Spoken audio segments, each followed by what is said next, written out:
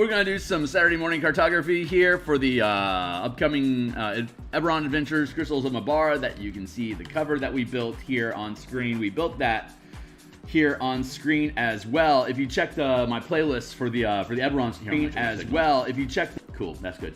Yeah, if you check my older my older Eberron streams that are in this series, you will see us building that cover. So give me a hot second here for me to dive through my channels here real quick, just to kick signal that I'm live and up and running.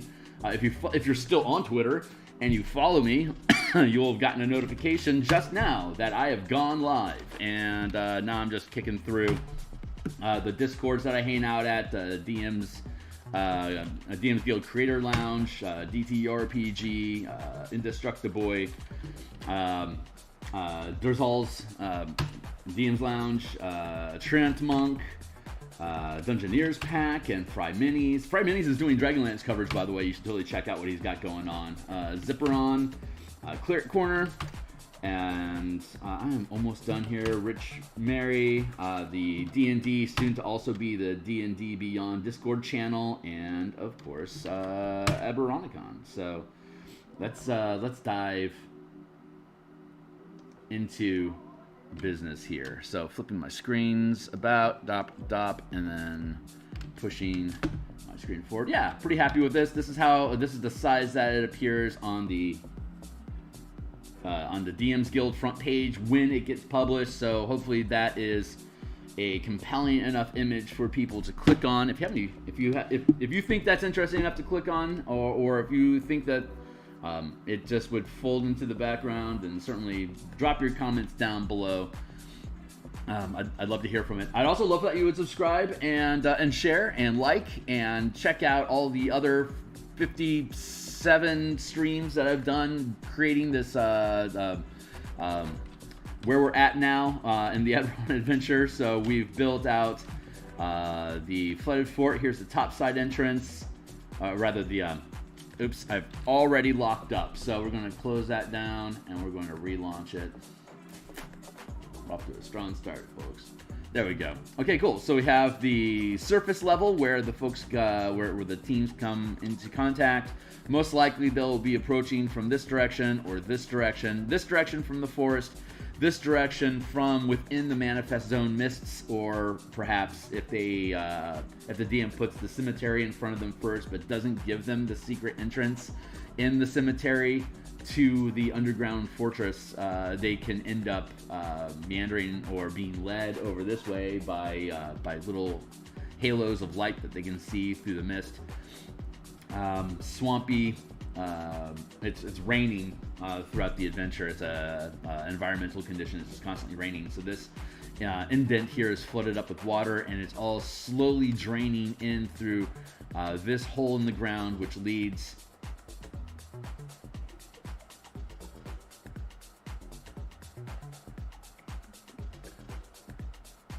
I'm off a square. Where's my bits? There's my bits.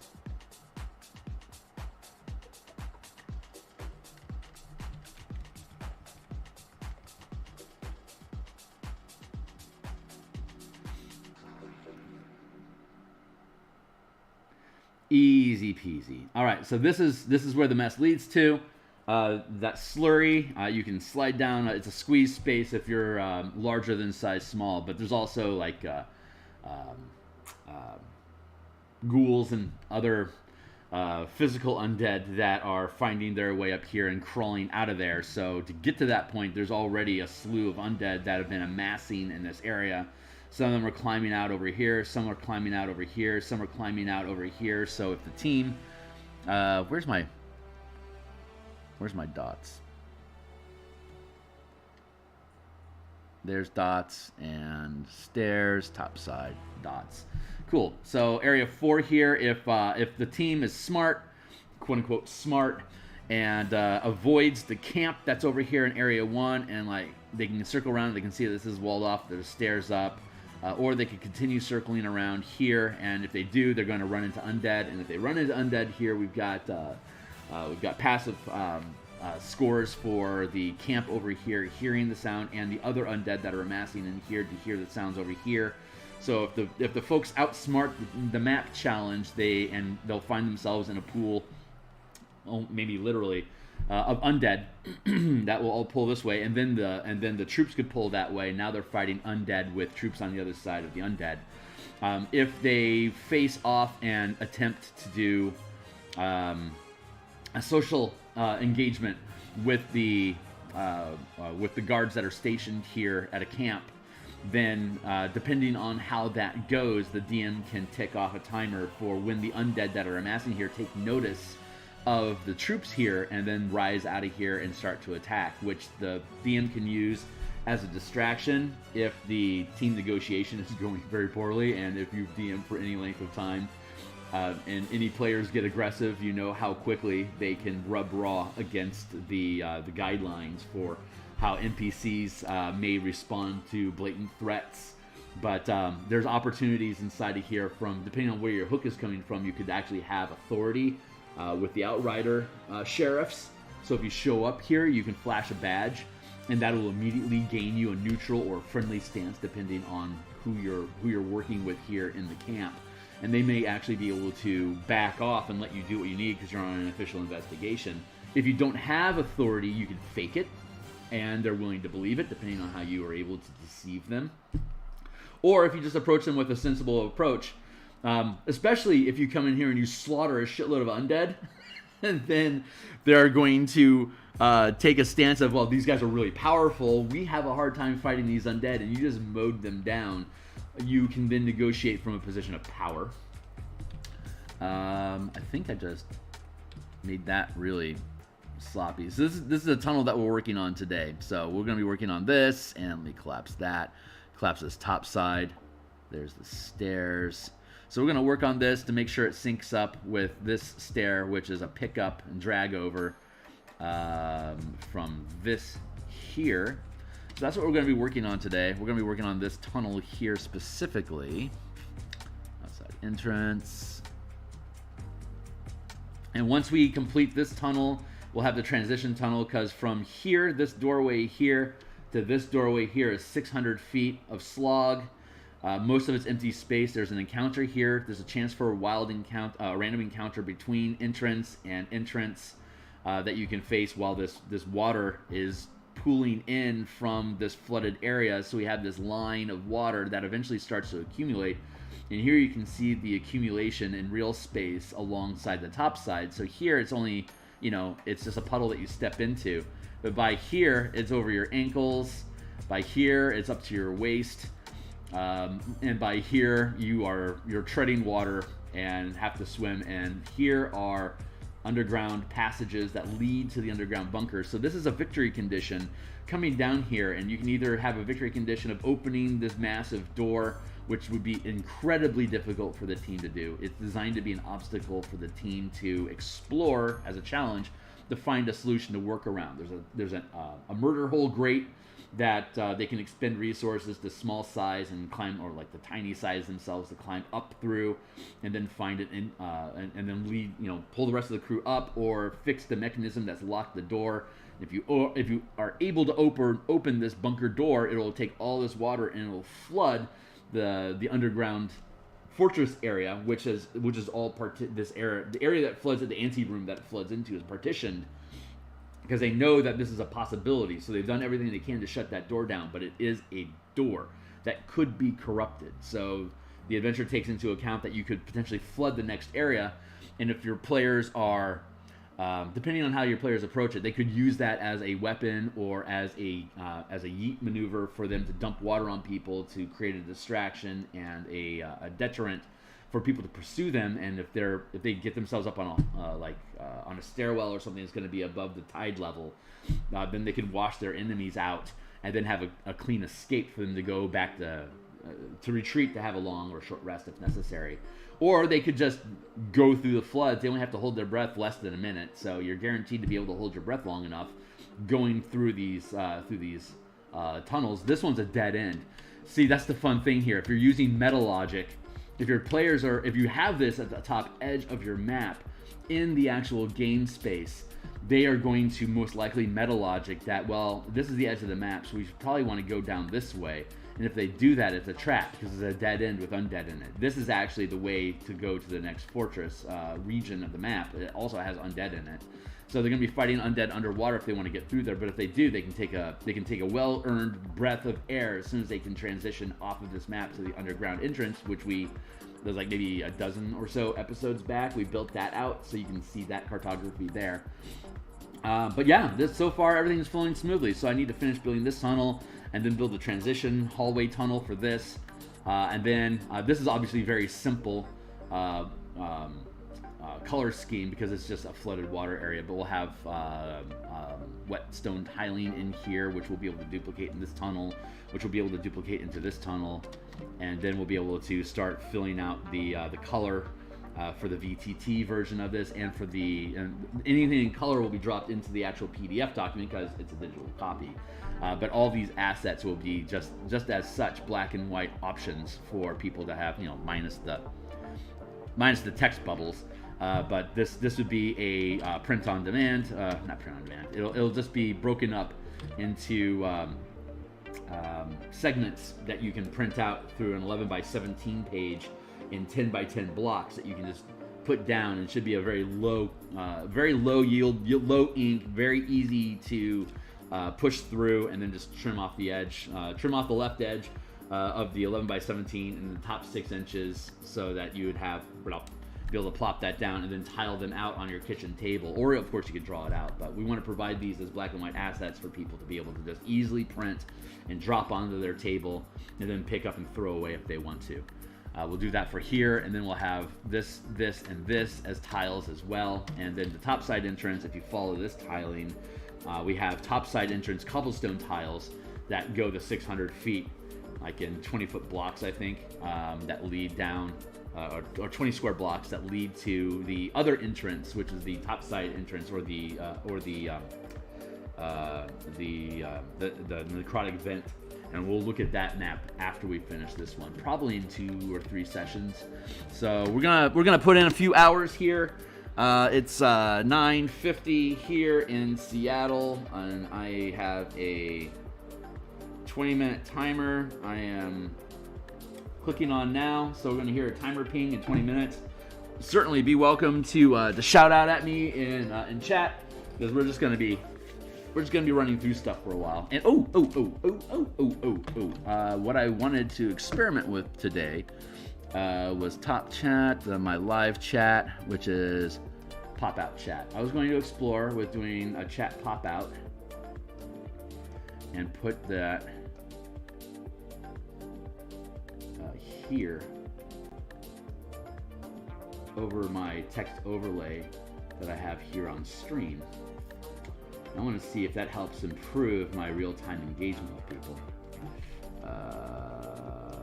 Say something equals, I'm trying a new text pop-out option. Hey, Tyler, it's good to see you, dude.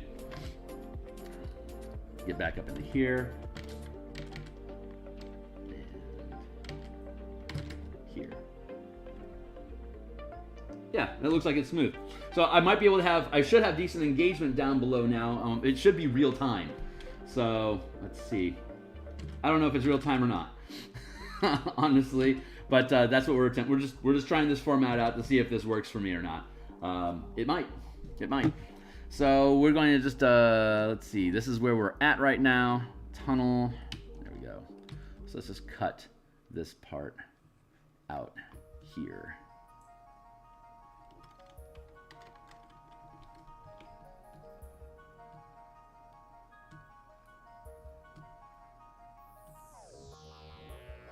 Oh, yeah, totes. Totes. Let's go with cut. Back that out.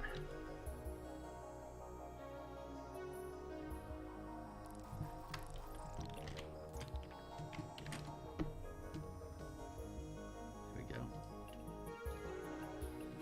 Cool, okay, great. So that lines up. So far, so good. So what?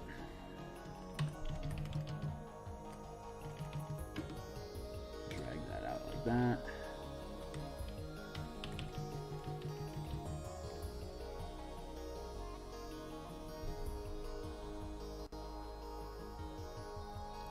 Where is that?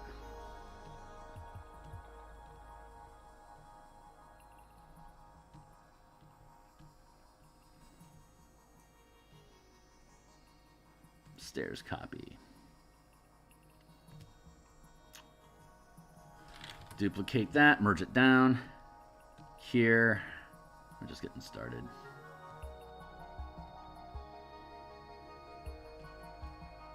There. We can erase this.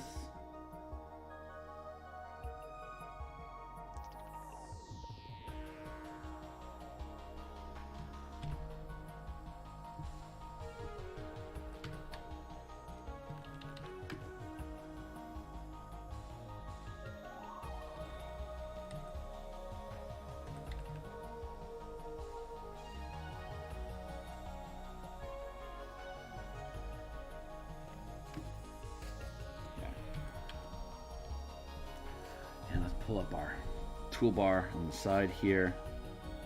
Tools. Cool. 3 pixel resolution. Should be 4.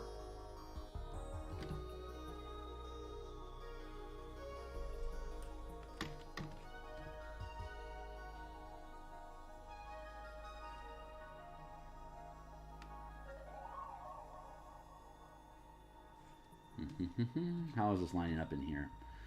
Here. Okay, so 4 wide. I need to fix my tunnel.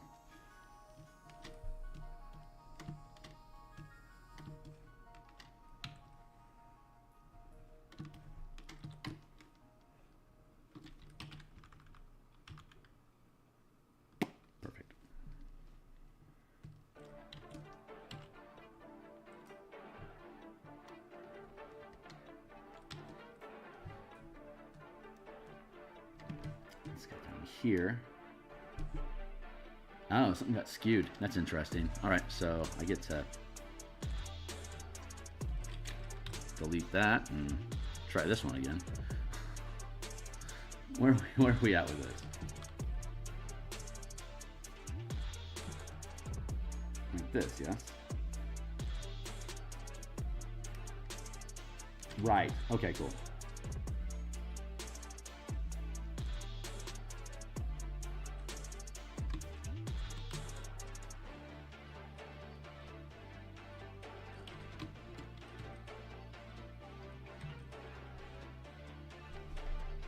Star says, hey, cool, man.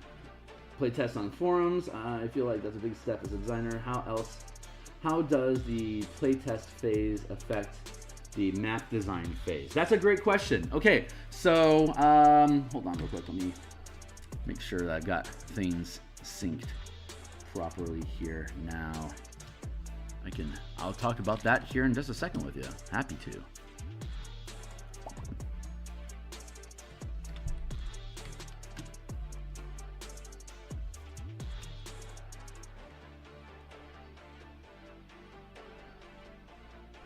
Soon as I get myself settled in.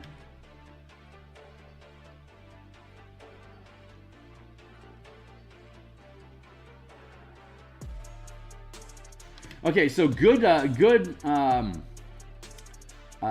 map design. I mean, there's a lot you can say about maps, and God knows there's like 1 billion hours of theory crafting involving map production that's out there on YouTube already.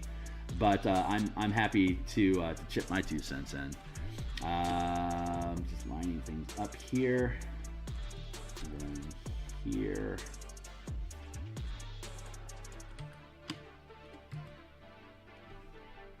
And here. Doing a phase transition sort of thing here. Okay, great. So a good map design. There's an entry point. There's an end point. And typically you're going to want to have one destination where you want characters to arrive at, which it funnels, like you funnel here. I'll use my artistic powers and illustrate what I'm talking about. So decision pathing, I can afford to get rid of this Maybe I can't. I'm going to leave that in place for now, just in case I don't know why it's there. Okay, great. So adventure design. You've got point A to point B to point C, right? A, B, C. The characters come into the encounter, the dungeon, the town, the adventure in general. The plot hook is at A. Like, why are you there is your entry point into A. B is your next plot point that you want the DM that the DM wants the players to pass through to transition to C. So A leads to B leads to C, and in this example, C is the underground bunker where they know the ritual is taking place, or maybe they don't, but they're being led there because they're curious. A is the manifest zone that they're already inside of. So B is the flooded fort. So zooming in on this flooded fort, A, B, C have that same philosophy of A is this top side point where they encounter the initial map, the visible map that's obvious for them that they can then start to explore. B remains, C remains the flooded fort, the underground bunker, which they haven't gotten to yet. So B becomes the entry point into that bunker, and there's, in this example, well, in this scenario, there's two entrances. There's a top side entrance, which is off map in this direction over yonder, but outside the scale of this conversation. That's like the option they have to just like, forget this place, let's go find something else because we don't want to mess with this. Great. That's a fallback condition that you can have for the DMs to go find another point of entry. But assuming that they take the bait and engage this region, it'll lead them to this underground tunnel, which will lead them to this, which is the ultimate point B, getting to this point underground, where they can either figure out how to open the door, use the murder hole to climb up over the obstacle and then downstairs into the facility further, or swim underground and go through these flooded passages to end up in a different point inside of the fort. So the way that's expressed is we've got A as the fortress, B as the flooded entrance, and then C as the actual bunker. So the way that looks is we have this linear path, right, that leads A, B, and C. Well, if you get to B here at this point, you've actually got three paths that you could take. Either A, you could figure out a way to knock this door open, and it's got multiple plates on. Well, I'll talk about hedging your bets as a DM. But you got point A, which is opening the door.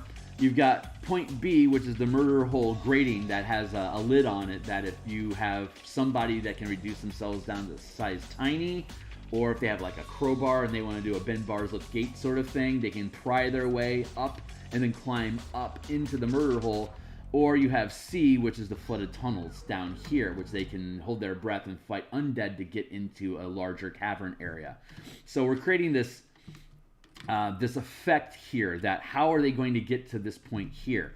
They can either go down the stairs here and then lift the gate that's got a gap underneath it that is allowing this water here to seep in as a clue that this is a doorway that is only a challenge, not a set map limit. Like when you're building like a first-person shooter game, you build the environments and you have hard points where you have, like, I've been using these thick lines, which is this is a map barrier. Your characters can't pass through this map barrier because outside of here is non-coded region. And then inside of it, you have these thinner lines, which is just flavor text or detail work. So the thinner the lines get, the less of a mechanical issue the map actually is. This is just flavor text. This is defining spaces and objects inside of it, and this is a hard code limit that is defining the region of the encounter. If they're able to find their way past this line, these hard lines of the encounter area, they're theoretically entering a new environment altogether. Like they would, if like they step outside of the limits of this presented map area, then they are stepping back to region 1, act 2, region 1, the manifest zone mists. So you step from the mists into this flooded fortress region, or if you decide to disengage with it, you back out into region 1. So this is region 3, the cemetery is region 2, the topside entrance west of here is region 3, and then that transitions each one of those points. Like if this is the manifest zone, Act 2, region 1, and there's the cemetery, there's the flooded fort where we're looking at right here, and there's the topside entrance, which is west of here. All 3 of those are paths that can lead into the flooded, into the actual underground bunker. So you see I've got this fanning out of options that regardless of which option they take, they funnel back into the next point of access that you, or the next plot point that you want a character to proceed with. And and then once they get into the flooded, into the underground fortress, there's the combat path of fighting through the sloggy underground caverns. There's an exploration option. Well, you can approach them in the combat, social, and exploration paths, but on top of that, there's the flooded caverns. There's the poison paths, and then there's the clean air bunker. The clean air bunker is full of soldiers that you can either have social interaction with, combat with, or you can try to stealth your way past them to get further into the dungeon.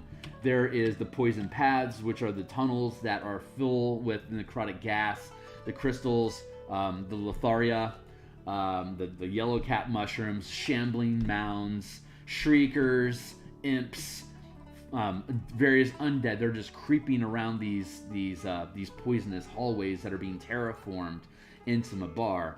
And then, which you can either use exploration or combat, because you can either evade them or you can fight them. And then there's the flooded tunnels, the transformed caverns, which you get through here, which is almost guaranteed to be nothing but combat, because it could be exploration as well, because you could try to avoid this stuff while you're going through there, but most likely it's going to be combat. So I'm pathing things so you have all your options, and of course shenanigans is the trump card. That always works. If you come up with shenanigans, you can you can trump the combat, social, and exploration pillars of adventure by inserting the shenanigan pillar of adventure. But you want to build alternate paths to get characters so that they can be creative.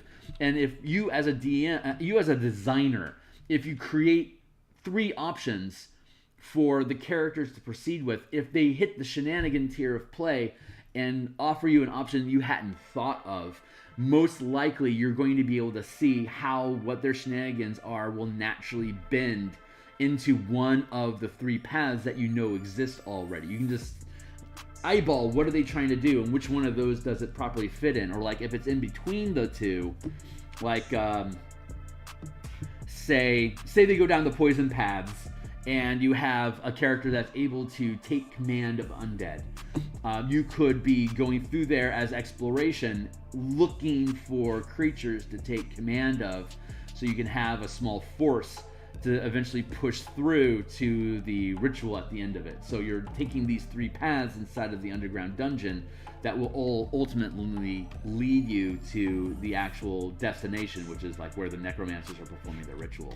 But you can use the social pillar with soldiers and like, hey, we have authority here, here's our badge.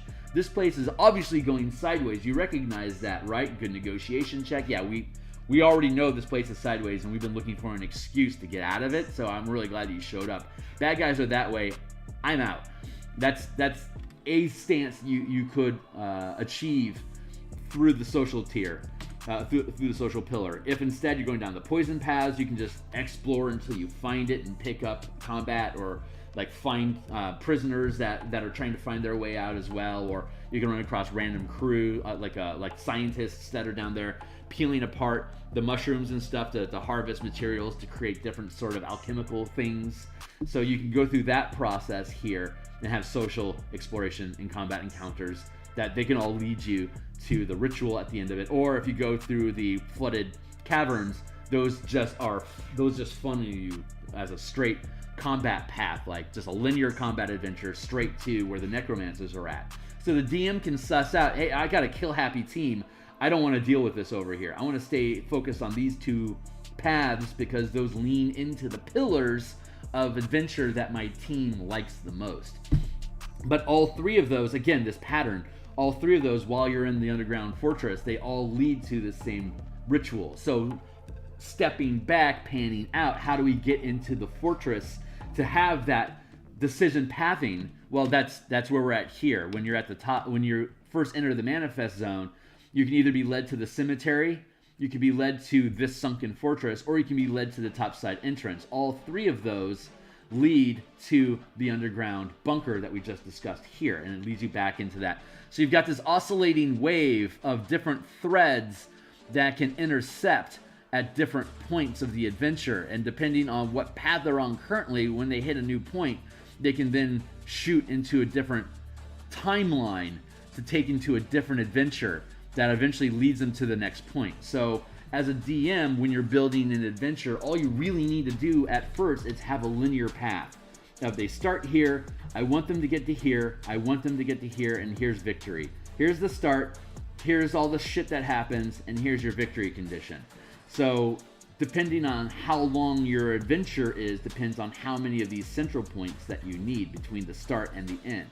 And every time you hit a point, you can start building paths that, like, different, you want to think about, like, what's the environment, what's the creatures that are in that environment, and then you can start taking the creatures and the environment and then breaking those apart into the social, exploration, and combat pillars of play to see, is one particular path leading to a particular style of play, and you can lean into that.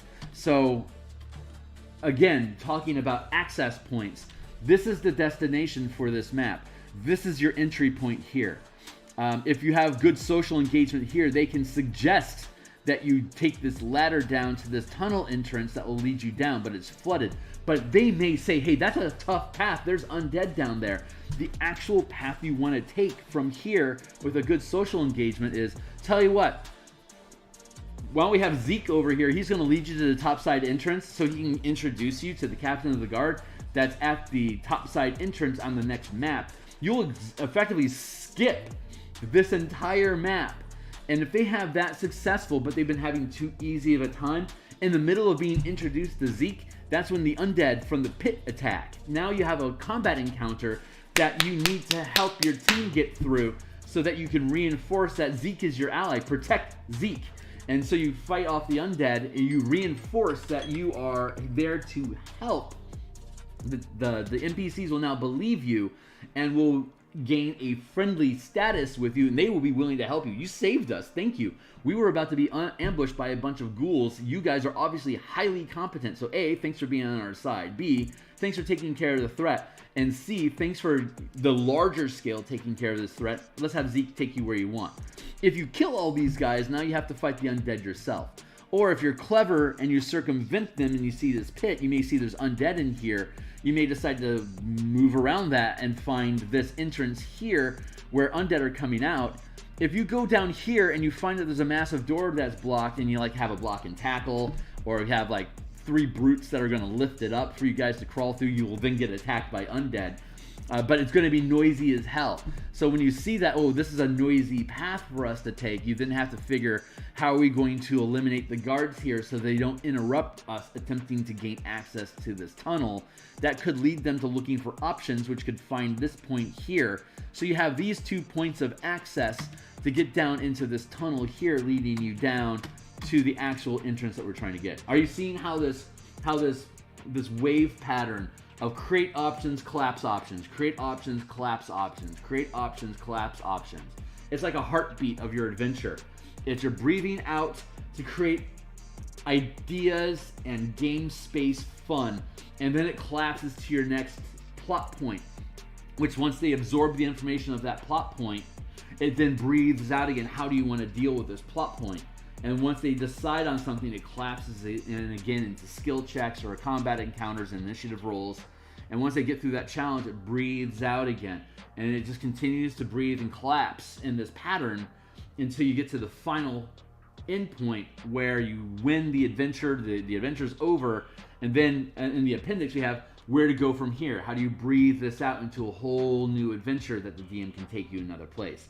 But you have to know what the through line is. So once you establish what your through line is of where they start, where do they end, and what is the most obvious things that will lead them from A to C, what is the most obvious path in B, build that obvious path B as your baseline, and then start breathing out from it to create other scenarios where you can expand off of that. Like, they could do this, but what if they're clever and they find their way around it? Now you're building your exploration pillar. They found that was obvious, and there's creatures here that are creating obstacles. Can you interact with these creatures in some sort of way to get the social pillar of gameplay in effect? Because you may have like Doctor Who, for instance. If you're an old school, I'm not as familiar with new Doctor Who as old Doctor Who, but the old Doctor Who was almost all social and exploration pillars of adventure, and the creatures that were there, at most, you're throwing a punch or something to distract them. But for the most part, the PCs, the Doctor and his assistants, are not engaging in the combat pillar. They're dealing with exploration and social. Scooby-Doo, almost 100% exploration and social. You don't have to have combat in D&D. 5e mechanics are flexible enough to do that if the DM and the designers of the adventure are building those pillars into the game. You have to bake them in from the start, so that whenever they defeat the enemy with social grace, and even say either get them to leave them alone or get them on their side or reveal something that will help them. Again, there's those three paths of success. And then, of course, negotiations can break down altogether, and they may attempt to fight you, or they may run away and alert other people so that the challenge becomes more difficult for you. So, I like gummy bears. I love the gummy bears, dude. I love like Duke Igthorn and his ogre mooks. My favorite, the first episode of the Gummy Bears is so funny because Igthorn is drafting a letter to the king of the realm, threatening him that, you need to change your policies and stuff like that. Otherwise, my ogre army is going to come in and usurp your throne and change social society. So he's got this, huge, like this giant-sized ogre with his little pen and paper. And Igthorn is dictating to him, and he's scratching it onto this piece of paper, and he says, "Read that back to me." He's like, "I don't know how to read. I can write, I can't read. Sorry." He's like, and that kind of sets up how stupid the ogres are right from the base. So for the entire show, whenever you're fighting ogres, they're super strong but super stupid. So you can either social or explore your way around them, but chances are you're not going to be able to defeat them in combat. And the human characters, they're kids. They are no match to the ogres that are fighting. So everything they do has to be combat, has to be exploration, social, or shenanigans to defeat them. Even the gummy bears, with all their wizardry and their potions, they can't really defeat the ogres. They can only badger them enough for them to retreat, because it's not worth it to them. That's technically a combat counter and a victory, but almost everything, again, in that cartoon is either social or exploration. G.I. Joe is almost all exploration and combat. It's a very different feel to it. Voltron is almost all exploration and combat. When you get into it, there's going to be NPCs and stairs, providing you with exposition about what the encounter is about today. But when it comes down to it, it's going to be Voltron drawing, draw a flaming sword or whatever. That's ultimately where we're going to in the adventure. They're going to carve something up, and that's kind of what we sign up for when we go into Voltron. That's what we're looking for. So you have to know what your genre, you have to know your audience, the players, and what pillars of adventure they're most interested in, either gummy bearing or Voltroning giant enemies. So you can see that stuff inside of the different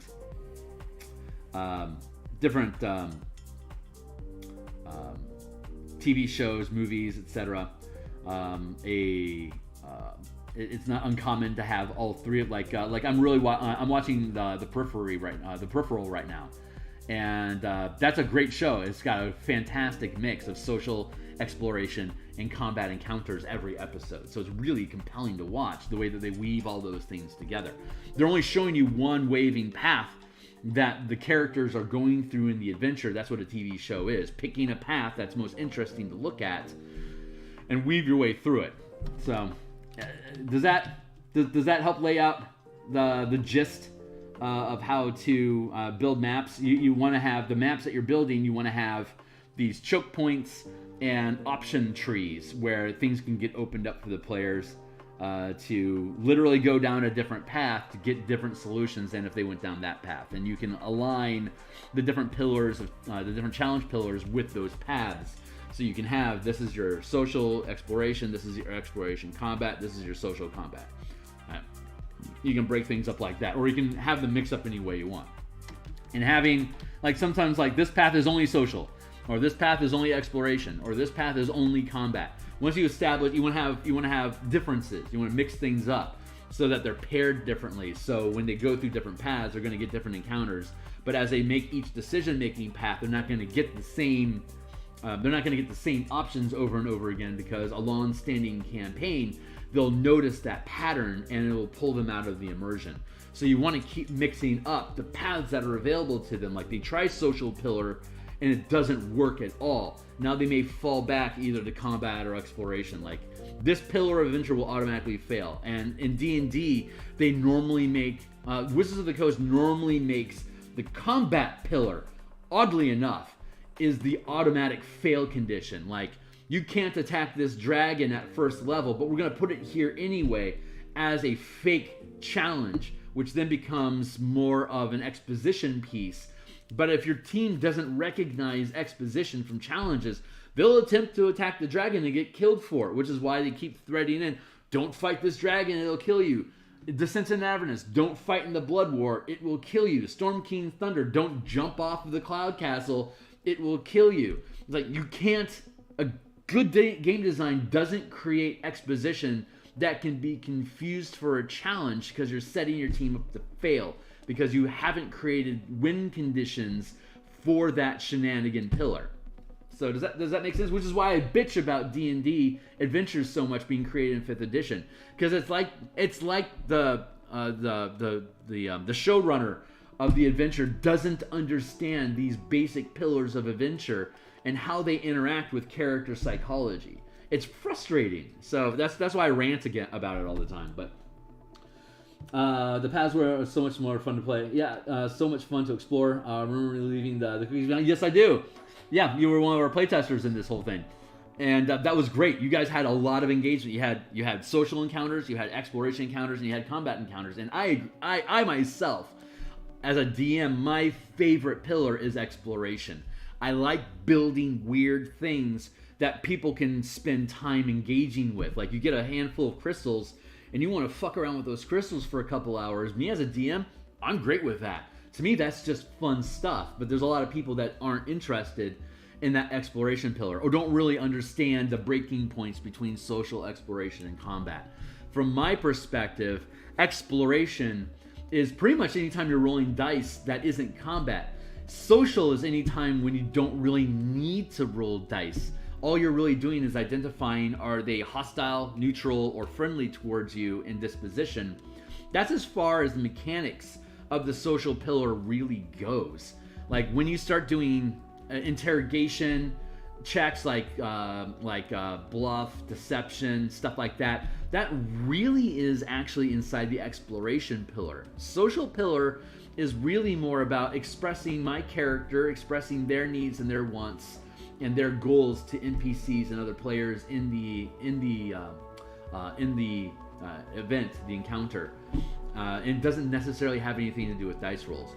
It's like, once you start interrogating somebody and trying to figure out, are they lying to you or not, that's actually exploration, using the charisma skills to explore their words, you can use insight to explore their mentality.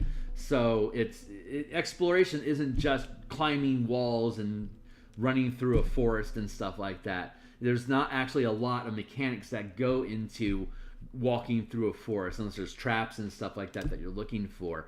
So I think there's a misnomer in general about what that exploration pillar of play actually is. It's when you're rolling skill checks. Exploration equals skill checks, mostly. So anyway, that's the thoughts. That's the thoughts behind it. Great question. Thank you. Really, really good stuff. All that stuff was super clutch for us to be able to lock down when we were building this thing to make sure that all the pillars of adventure were being serviced, while also creating a dynamic map environment that would let players be able to outmaneuver or move around things. And we'll go back and we'll visit the underground bunker again. But you can see I walked through that psychology extensively when I was building that map in the previous sessions. And you're, of course, anyone that's also tagging along, you're welcome to ask questions or whatever. Catch me on Twitter. Or if you know where I'm at on Discords, hit me up there. I'm going to be building a playtest Discord channel that isn't an official invite to anybody yet.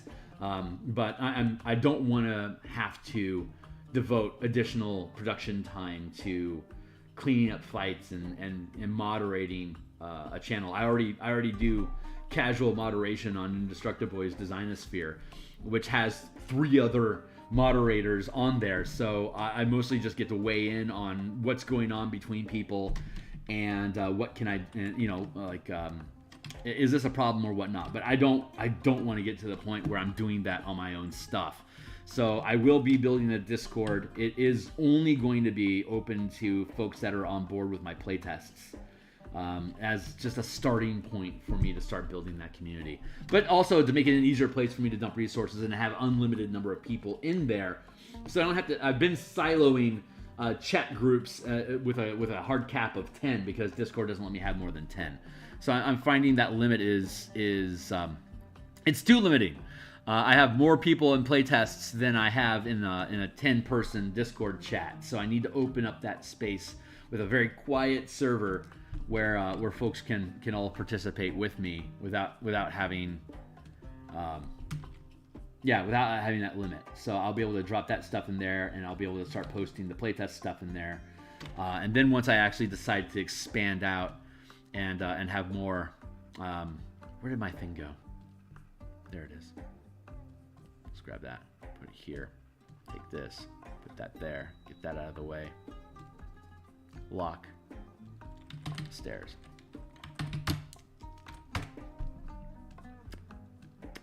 Cool. I can go back here. Okay, cool. So we're going to work on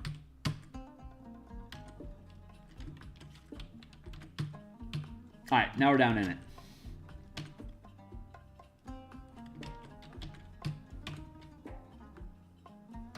Interesting.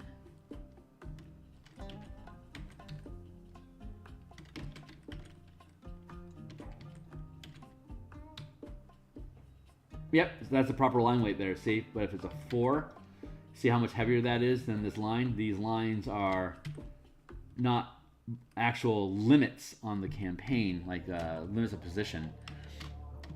So I need to go back through and redraw this whole thing. So I'm going to drop this down into fade, put in a new layer, and then let's create, let's start with bandwidth 4. Run the line.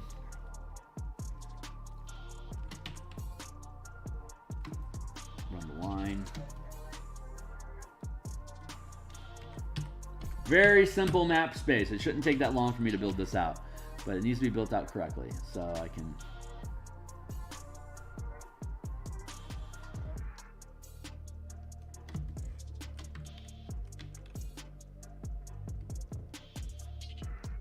Yeah, I know that's.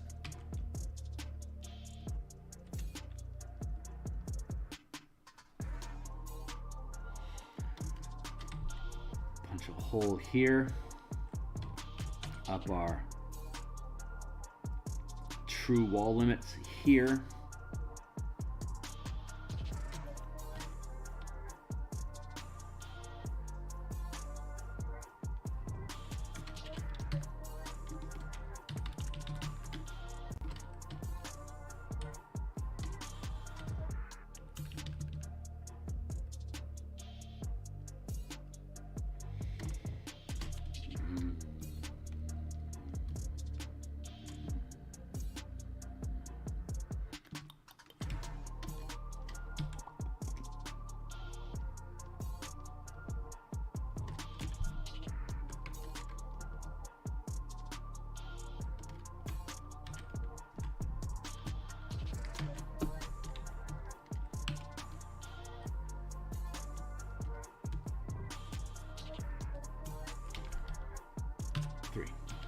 Actually, yeah, 3 is appropriate.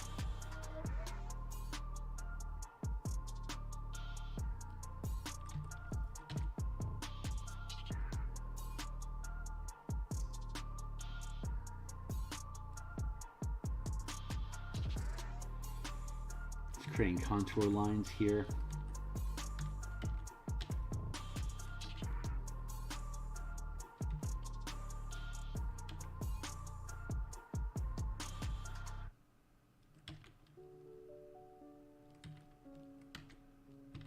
So when you're building your map, you want to have these like you want to have this circular options. So there's more than one point of entry that we were talking about. Here and here both lead to here, right? You can completely circumvent the map altogether by leaving that way.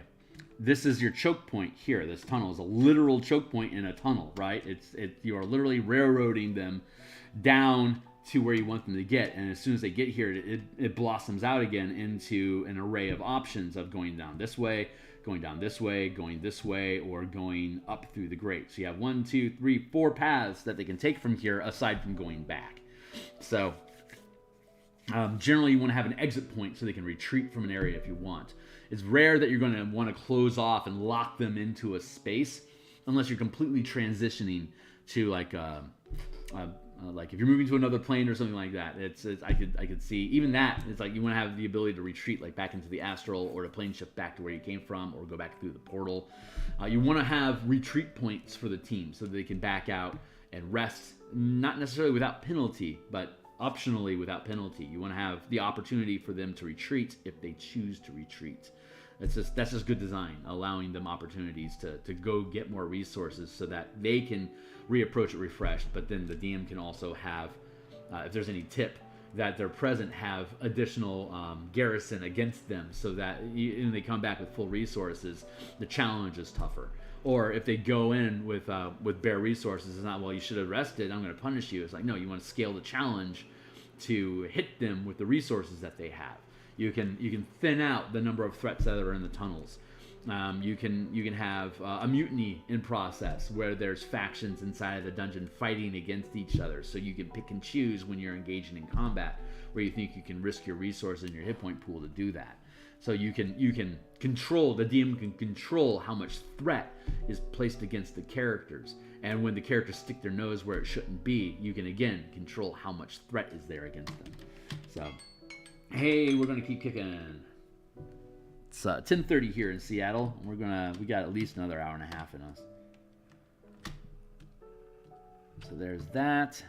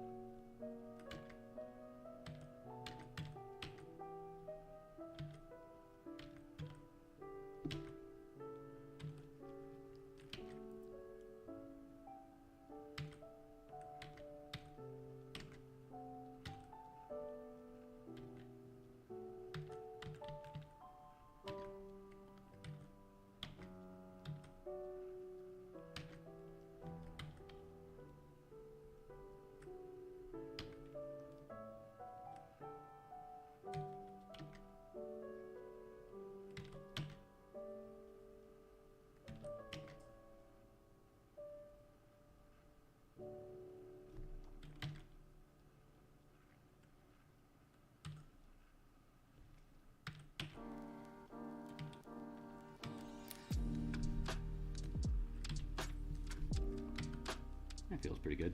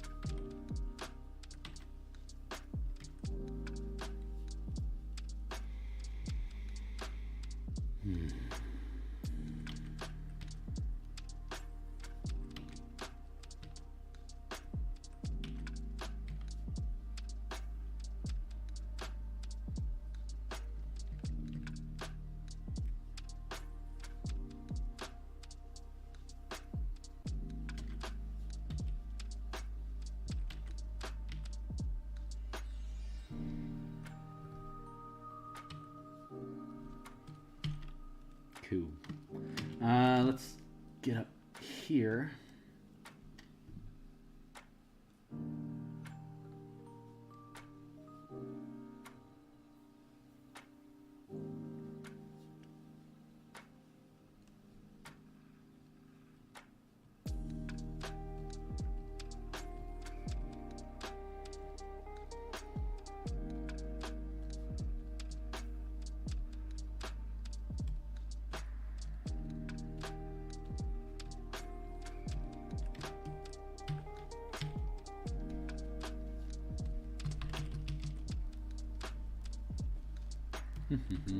I don't apparently have a lot of talk in me right now. That's odd. Oh, it is what it is, yo. Let's go with 100%.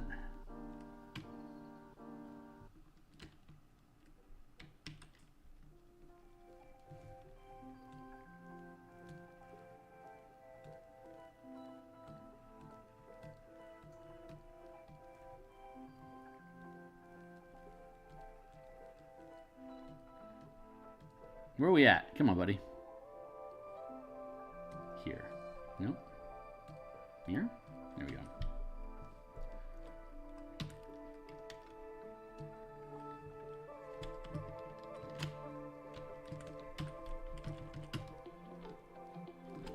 There we go.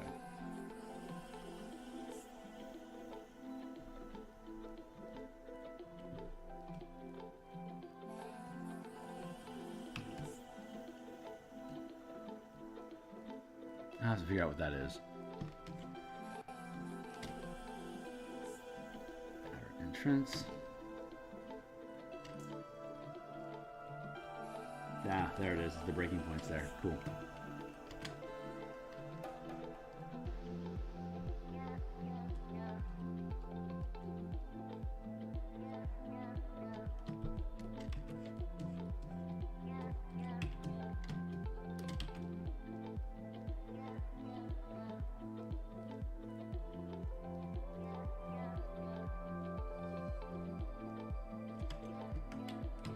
You're looking so weird.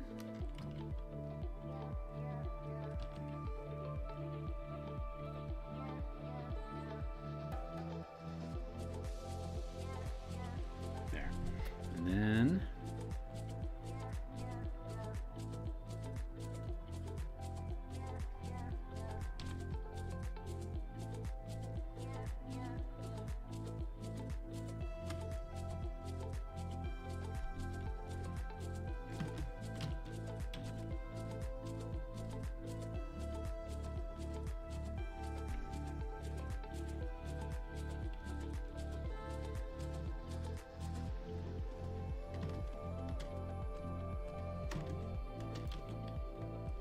Three points, black line.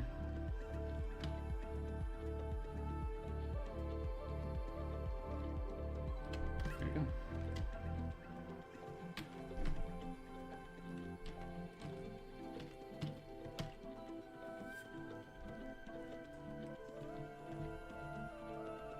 I could use the smoother, but I don't think I want to. I think I'm just going to suss it out by hand.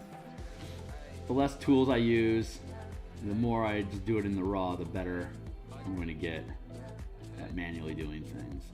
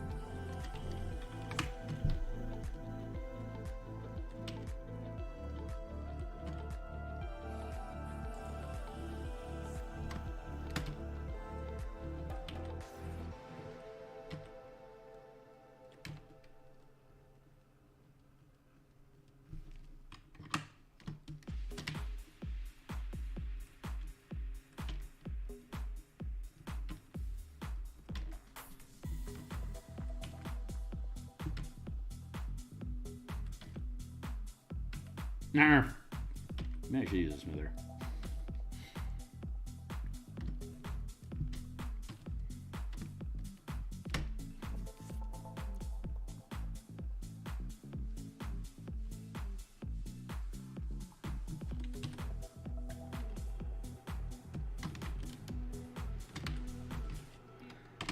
There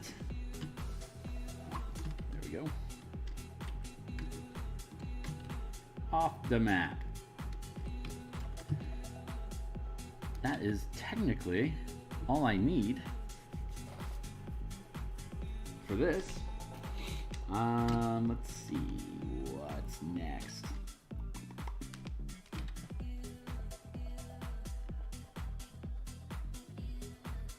Oh, good pops. Boy, I've been looking for these pops in my neck for a while now. And I just received them. I now have a blood rush head high. I'm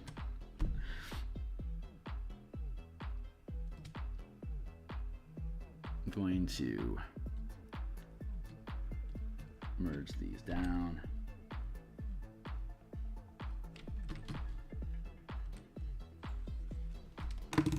I got a ping. A ping is a thing. What's going on? Who's pinging at me?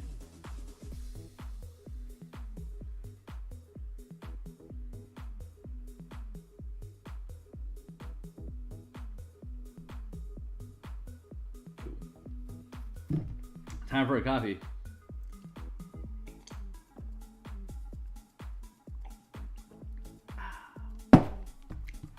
So from here to here is identical, and this is where it changes. So this next tunnel I'm going to build is just simply this. Very minimal, super simple, but completely necessary. So hit the 100% strength and just drag it off screen.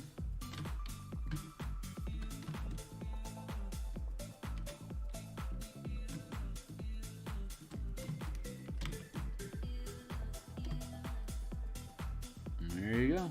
Pretty smooth. Whoa, what happened there, bud? Screw anything up? Looks like we're okay. Infinite. All right, cool.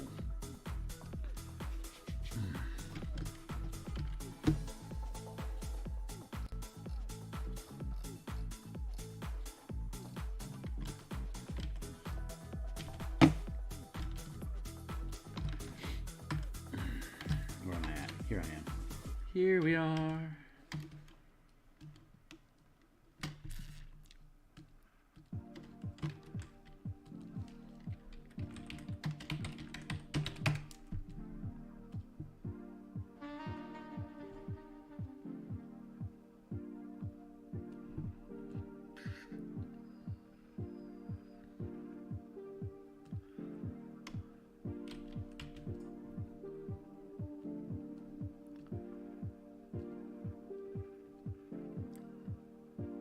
Bunker door.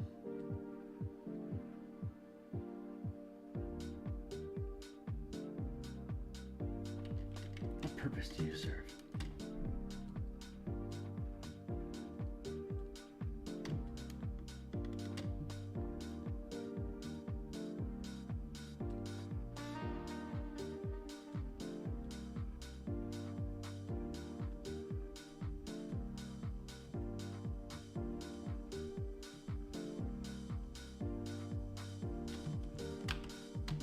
So how do we have this? We have top side, we have the outer entrance, we have the mid stretch, and then we have bunker door. What role?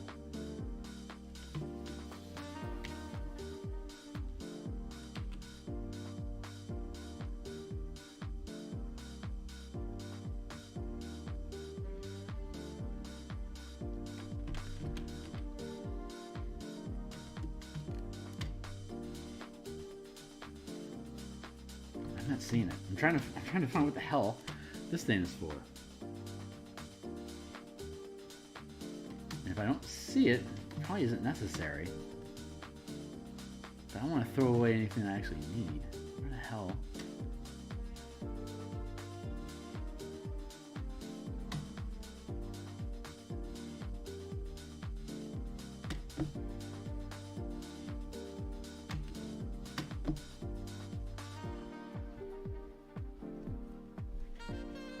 Sorry, I'm a man on a mission right now.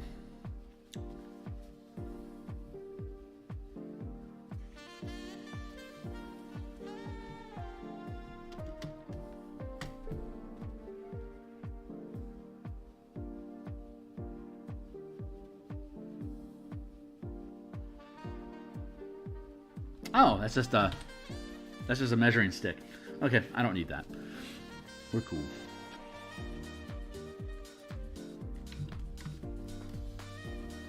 Okay.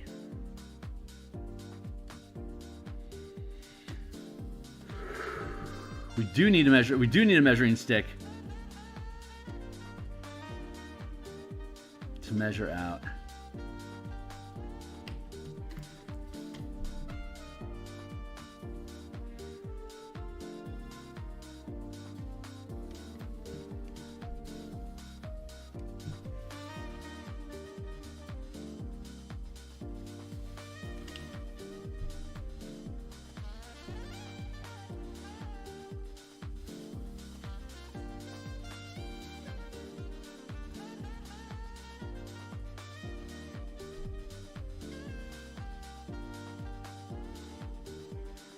Oh, I see what I did.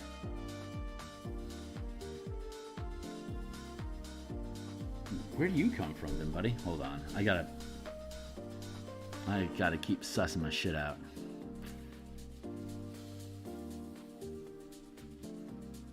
That's top side. Dots. Stairs. Ground. Why is this here?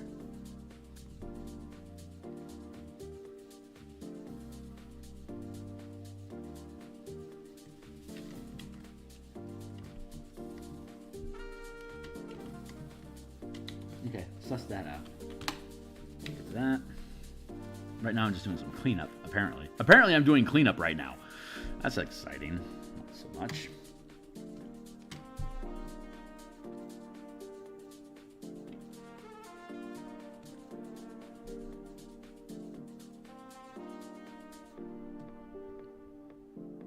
Oh yeah, that's the original. Okay. Line copy.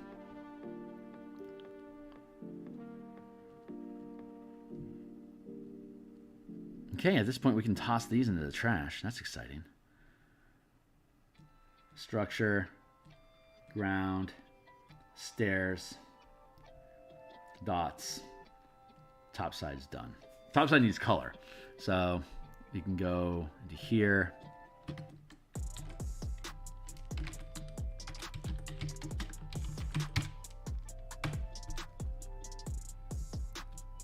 Top side black, white.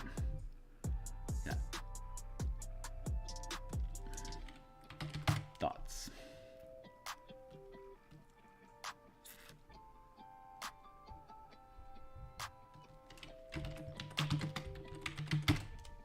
Black, white.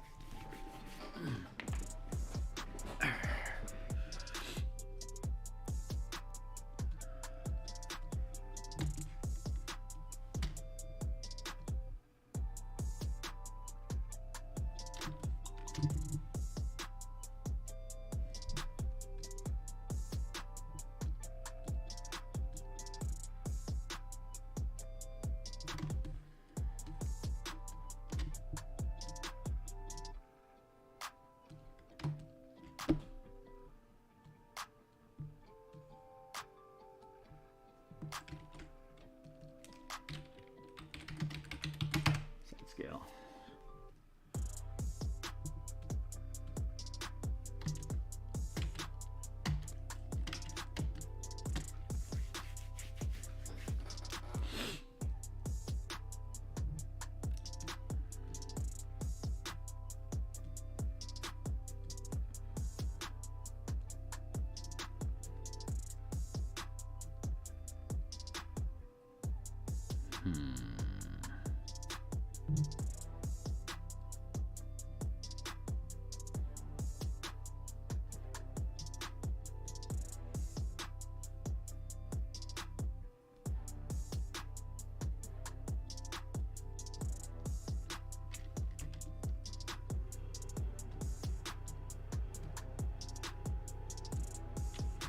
Don't know. what that is leading us to. Oh, right, side scale. Important.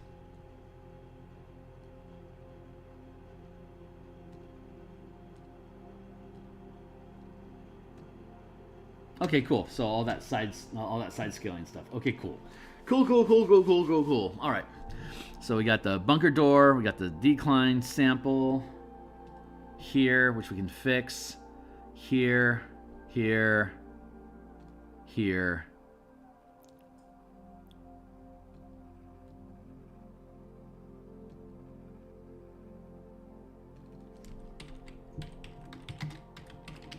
We label these things: tunnel entrance, mid stretch, bunker door,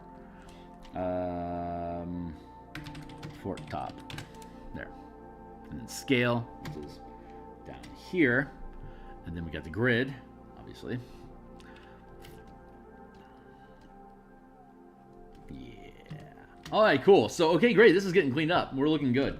Let's see. What's the next thing we need to do? We need to start pacing. We need to start pacing out steps. So we'll pace from the door here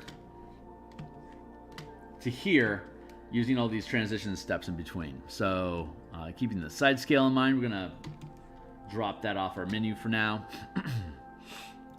The grid should actually be way up here. Oh God, look how good that looks. That is so gorgeous. Oh my God. I love this. I love how pretty this is. Man. And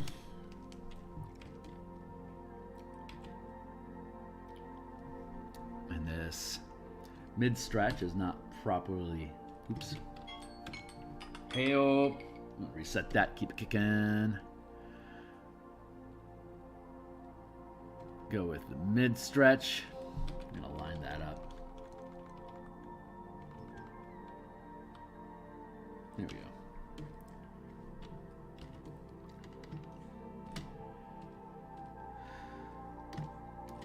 Okay, now that we got all the lines lined up, we get to pace out where we are actually at. So that's going to be above here. We're just rebuilding stuff using the side scale. So what we're going to do is here's our official entrance. This is our first square, so that's 5 feet. So we're going to pace off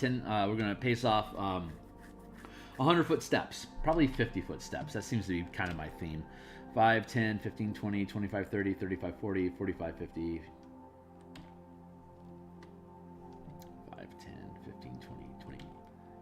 0, 5, 10, 15, 20, 25, 30, 35, 40, 45, 50.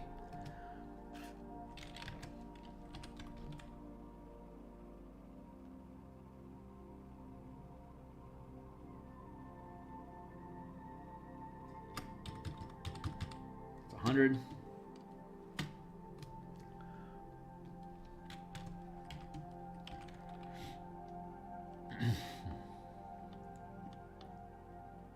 It's 150.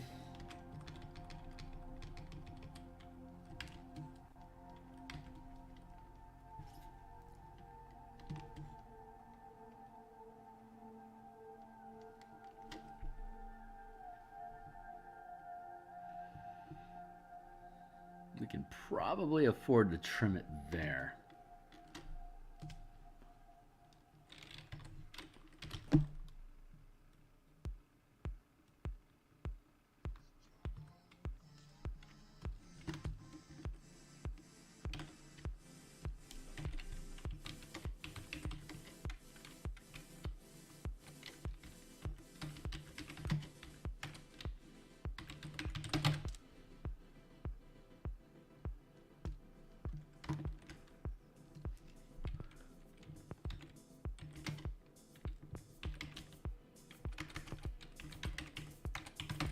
Spacing.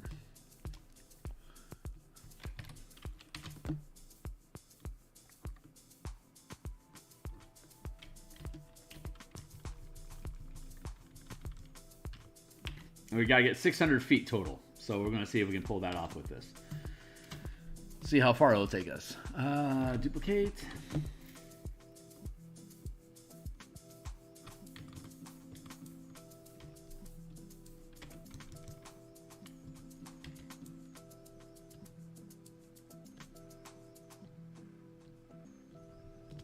to duplicate this.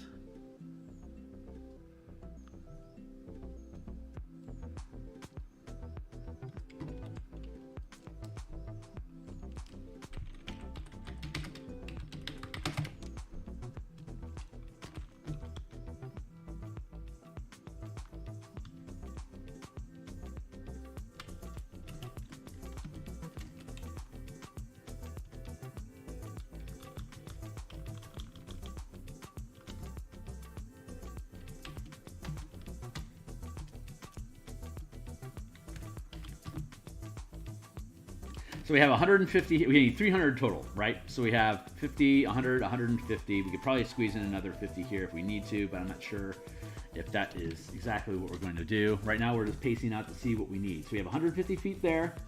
We are at 100 here.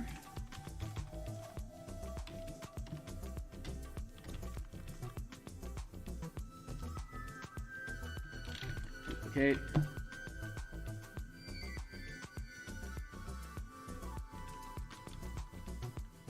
Yeah, it looks like people are starting to do spoilers for or first looks at the Dragonlance board game, and true to form, it has nothing to do with 5e.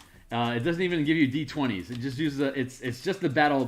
What is it? Battle Master. It was made by the people that did Battle Master. It's a Battle Master game. It doesn't even come with a D20. So, from what I've seen, it only comes with the Battle Master D6s. So, it's not even a Roll20 game, as predicted.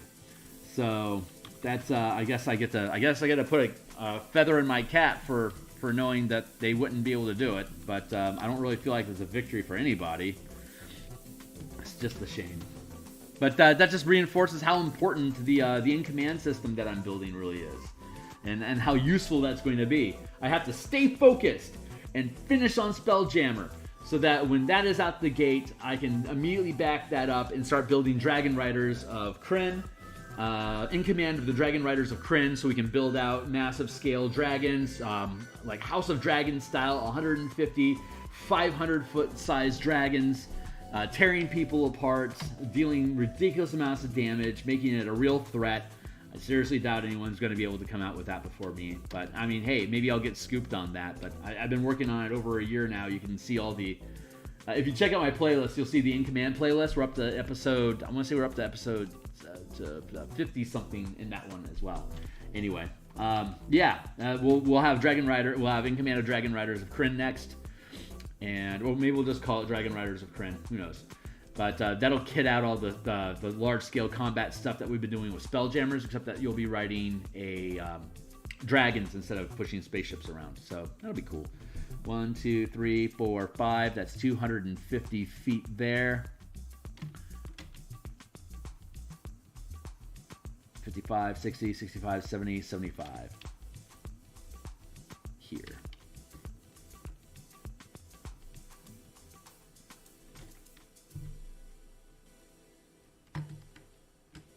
Merge all these.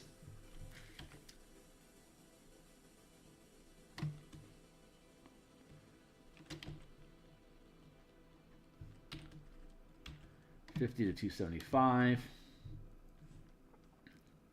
50, 100, 150. Let's go back down. Entrance spacing.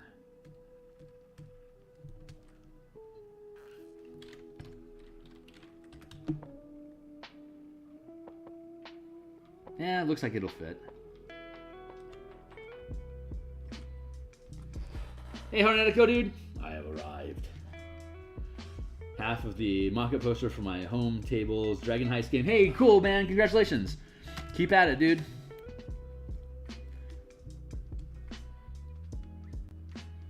Do I want to...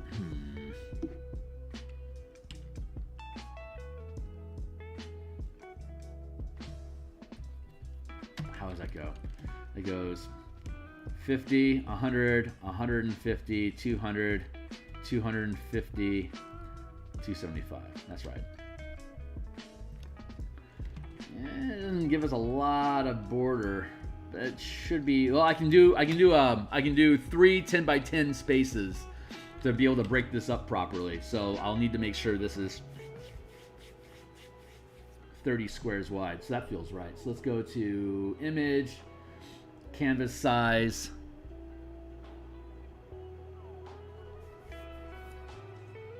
Why does it say it's 60?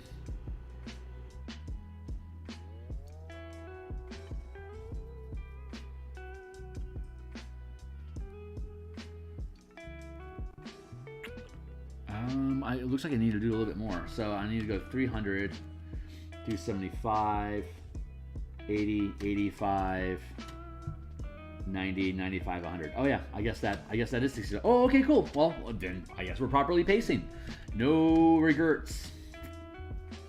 So go 275 from 0 to 275. So we want to trim this just a snutch.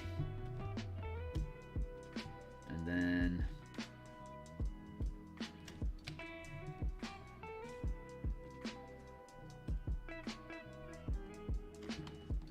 merge these down.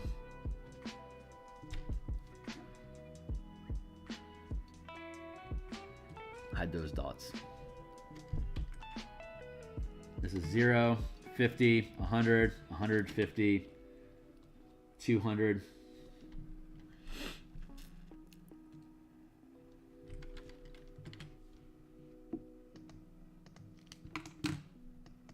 Let's make sure we do it right. 600 minus 275 minus 200 equals, only need 125 feet worth of tunnel there.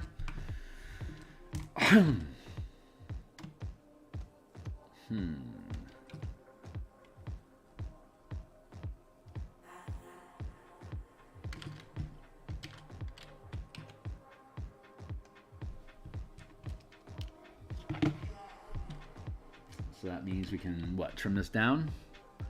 Entrance to 150.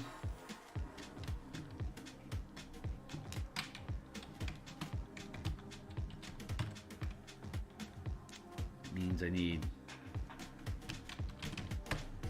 250. That's 50 squares.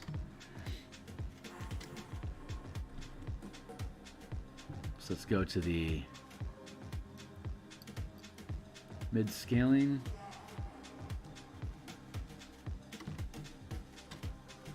Duplicate. Can I pull that off?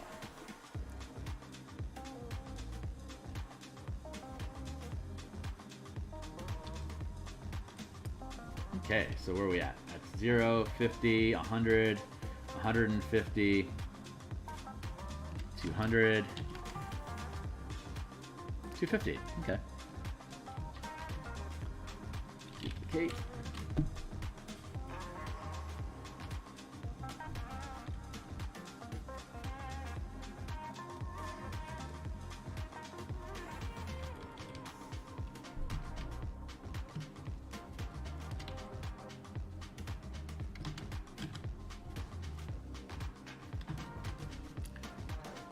Merge those down.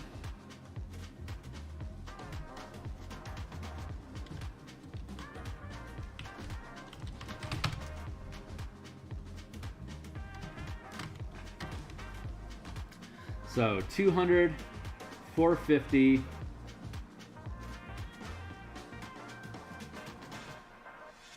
200, 450, 675. Did I do that wrong?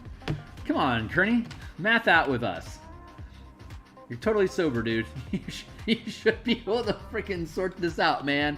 You have a 600-foot gap from door to door. Minus 275. Is that what we got here?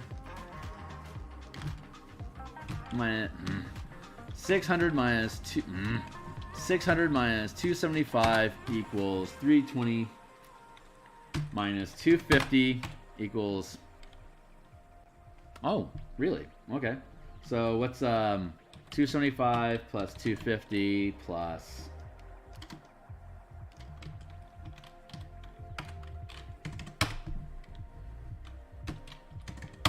which means I can trim all these things 125 total.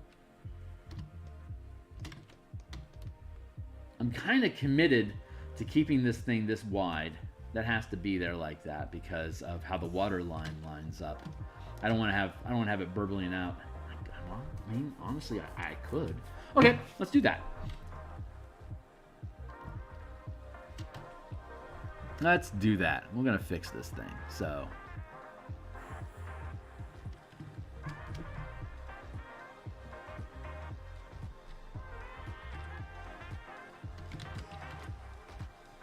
Zero. 250. 250, 600 minus 250. 350 divided by 2 goes 175 each. Wow, that's narrow. 250? It's 175. Can I pull this off in 2?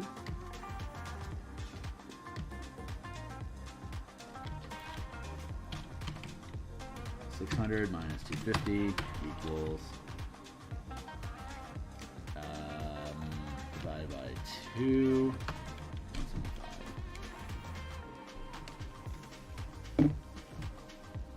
1, 2, 3, 4, 5. 175.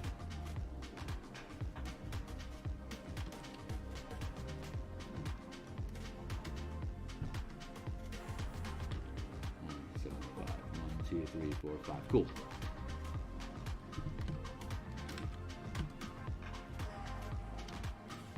Nice. Okay, cool. I'm pretty happy with that. So let's go to the mid stretch here. And let's trim that down.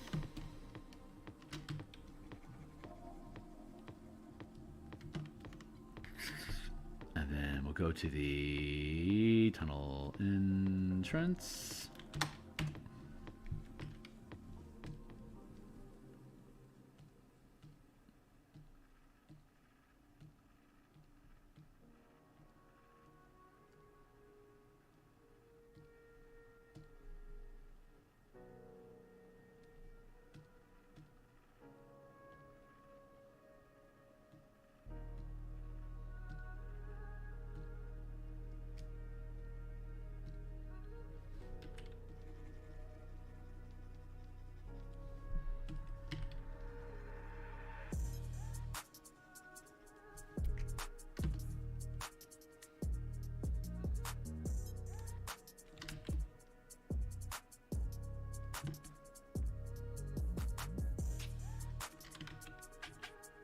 Hold on.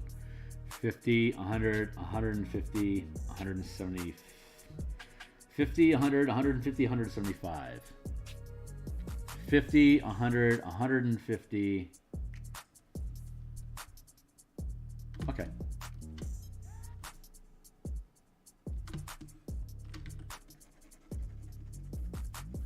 There. Here. There. Cool. Back up to here. Apparently I'm having a hard time mathing today, so good luck to me. Good luck to me.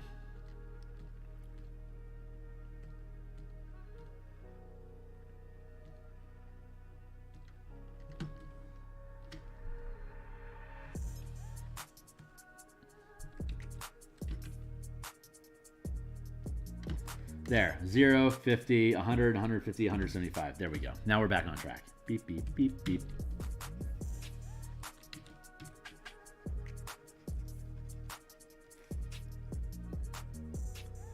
Trim that.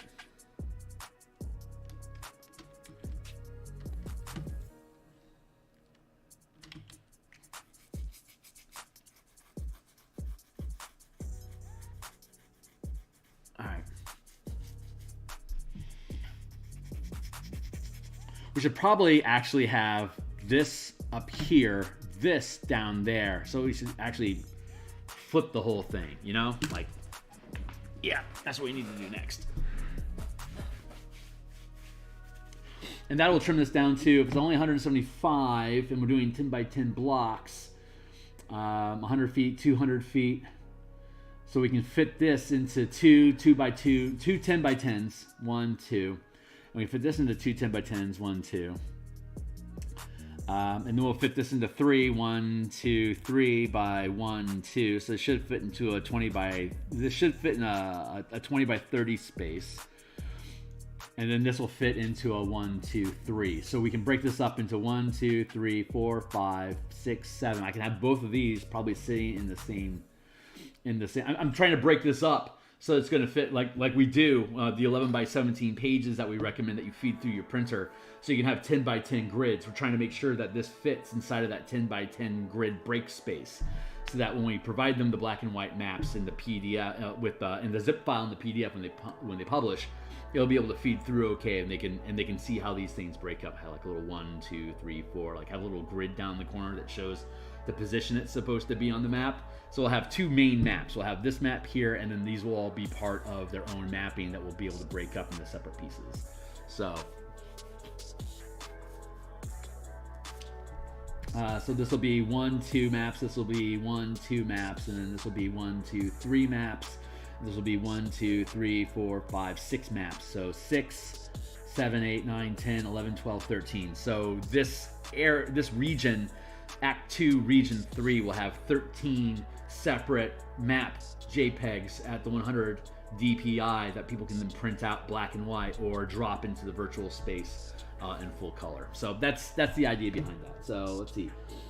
Other half will take longer. Still need to get some info on the player character descriptions. Yeah, sure. I got confidence in you, dude. You know what you're doing. I'm gonna pan this out just a little bit more. I'm using a pop-out chat window today instead of the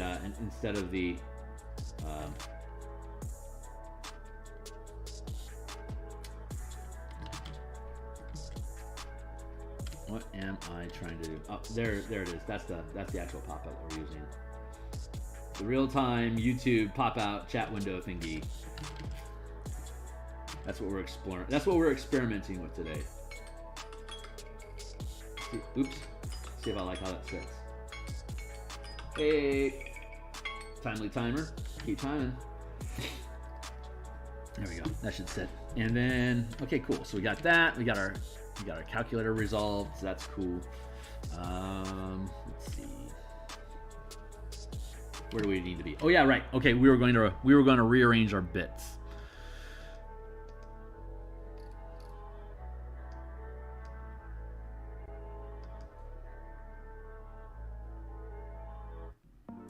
Maybe we need to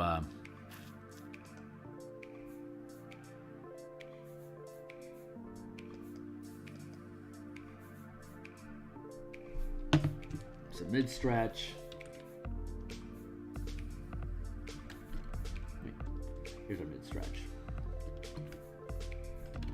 Wrong one. Here. Spacing.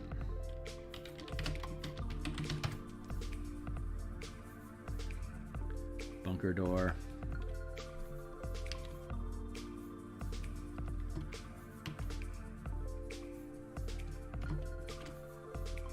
Spacing.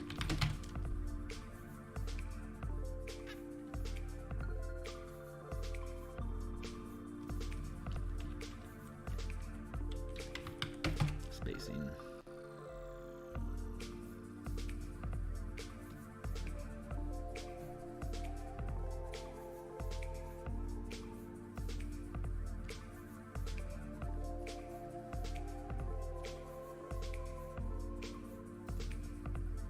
Cool. Okay, cool. That is all doing what we want it to do. So now I can rearrange all this shenanigans.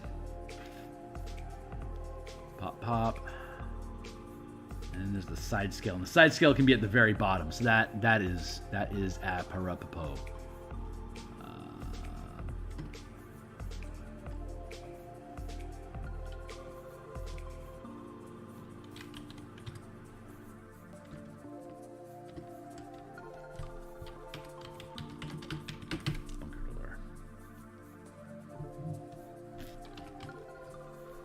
So let's slide this down. Actually, before I do that, I'm going to hit the save button because saving is salvation.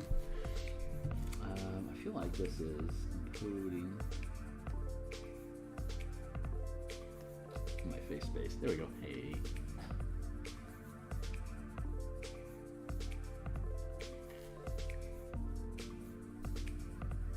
Glamour. Hey there, Glamour.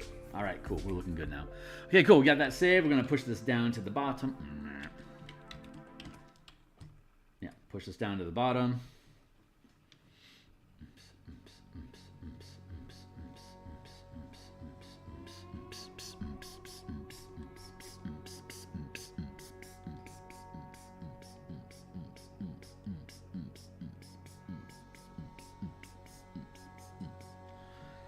Keep doing what we're doing.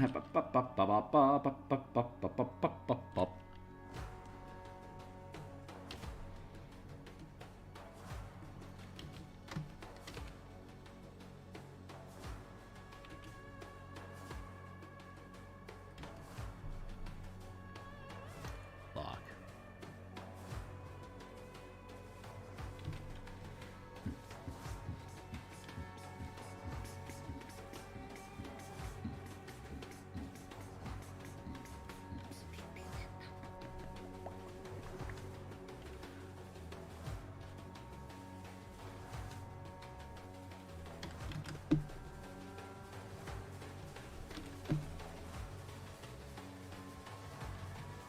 We'll do like that for now. And then we'll take the fort top and we'll push that up to the top of the screen.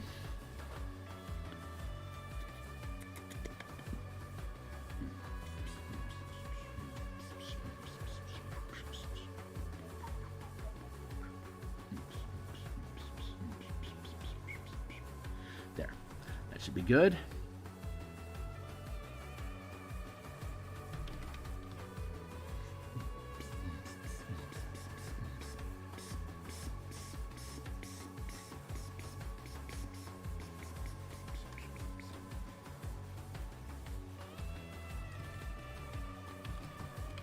Something like that. And then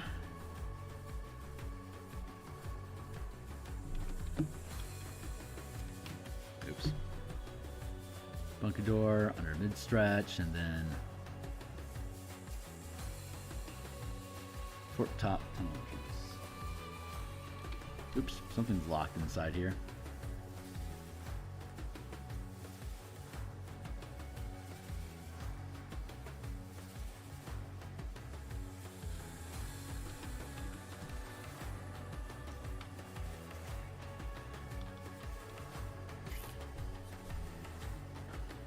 Ah, that's such a shame.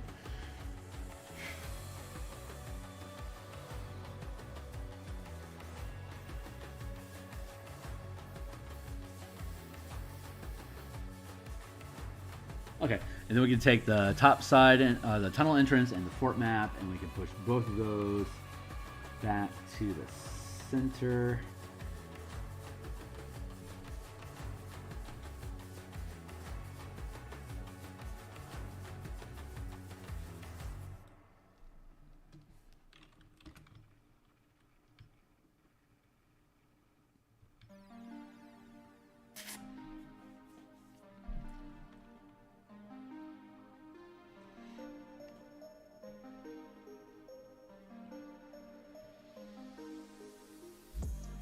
Yeah, that's kind of how stuff lines up. So let's go back to the fort top. Make sure this is sitting lined up.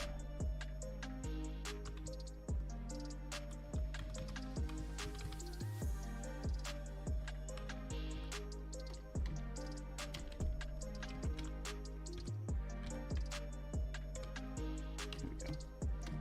That's nice and lined up. I probably should have done the same for this here.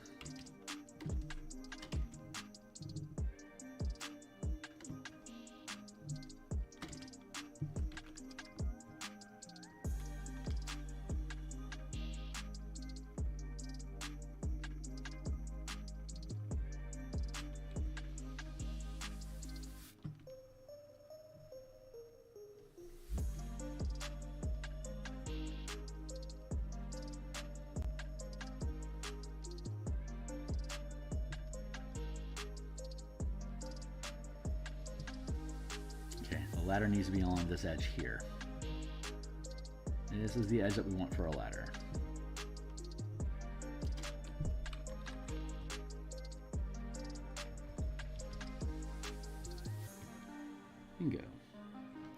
Okay, now we are properly aligned. Hold on.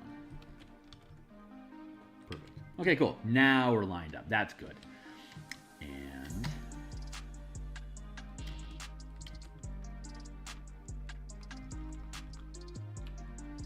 perfect. Perfect. That's in the mid stretch.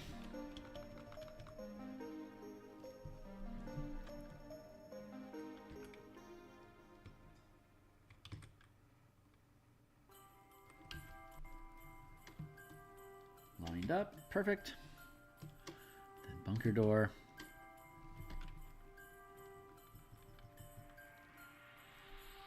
Bunker door.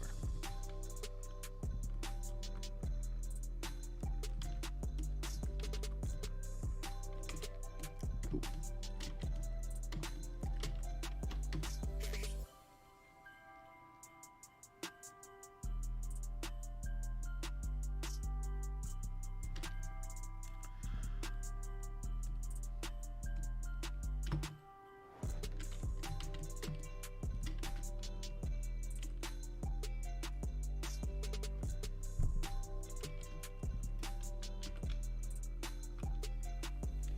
Create good spacing here.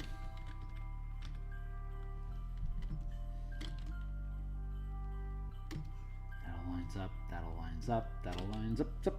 Cool.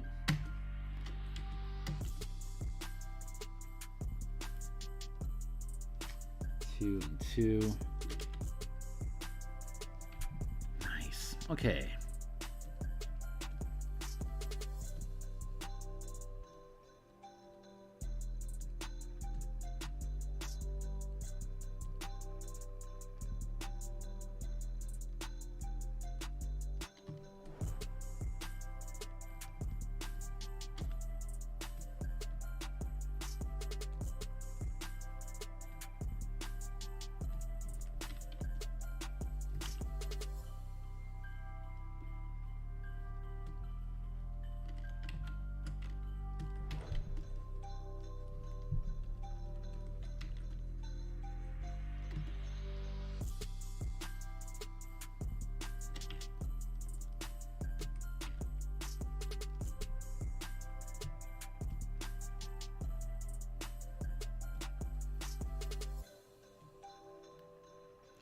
Huh, where's that piece of flotsam coming from?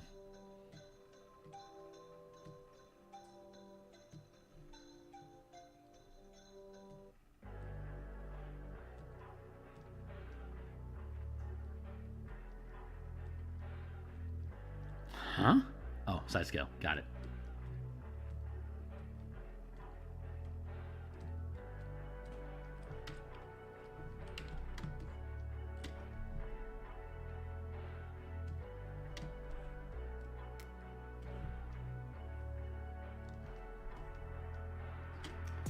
Five, 10, 15, 20. So yeah, that tunnel is consistently 20 feet tall, which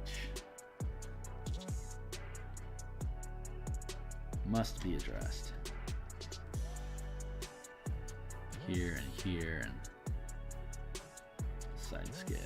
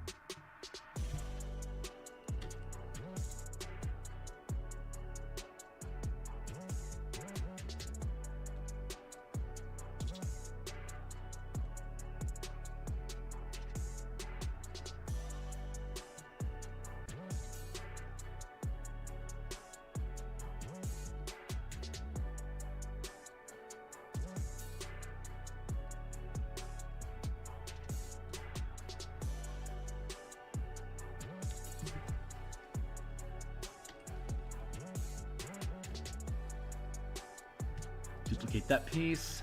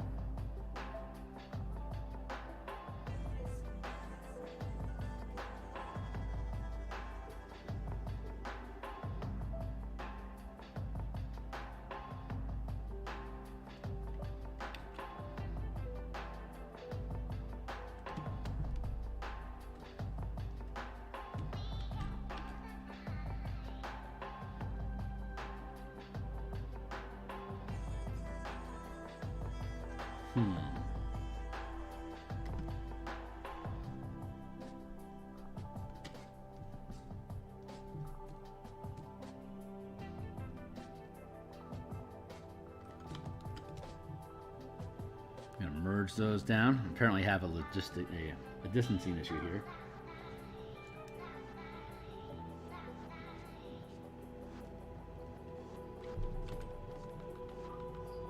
That's my 20 feet.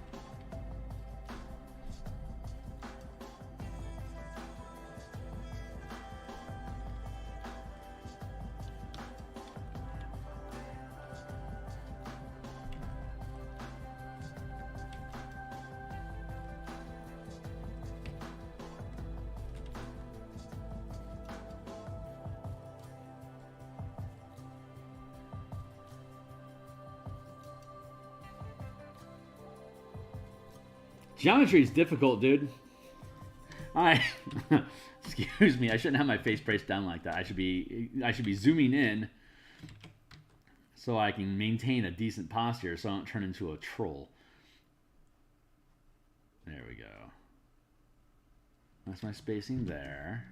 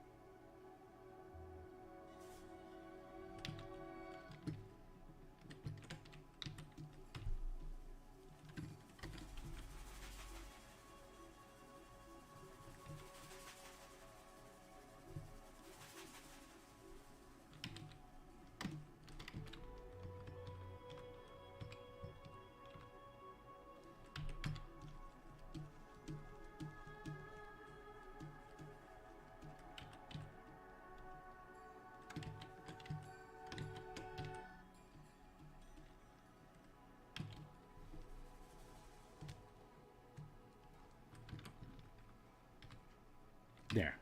That's my 20 feet there.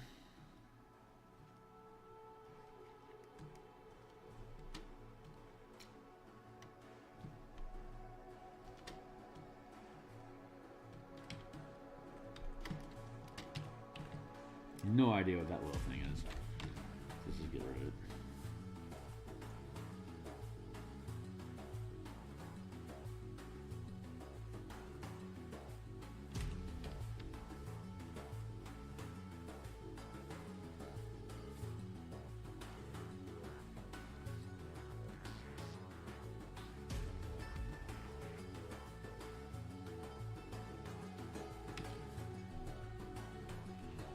It's 11:30. We're gonna be brunching sometime.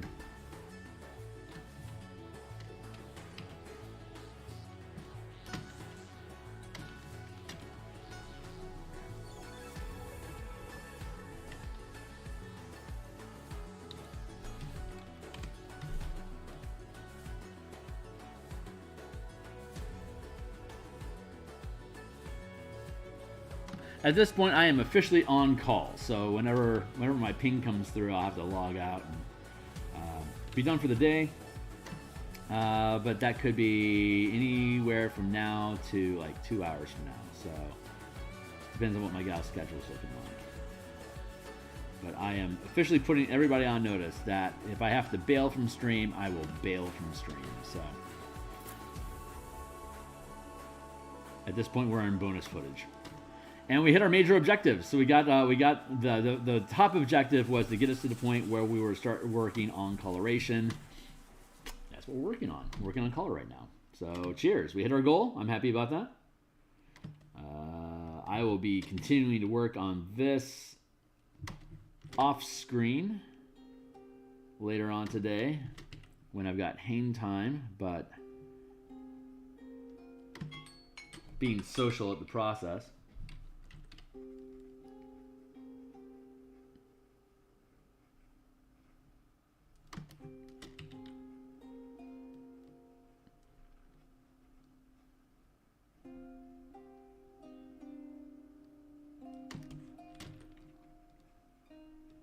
That's probably a better way to do this, but this is the way that I'm doing it. Color.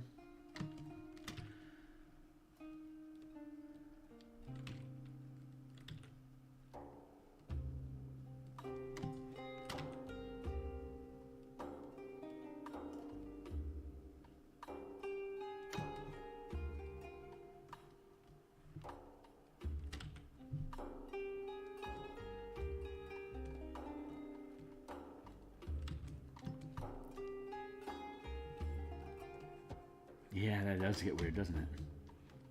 Cool.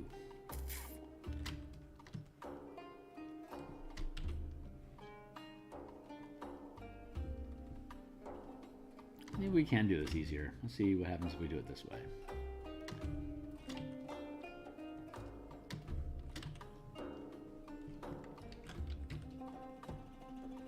Hitting save while I continue to erase. I bet. Oh, no, I'm probably wrong.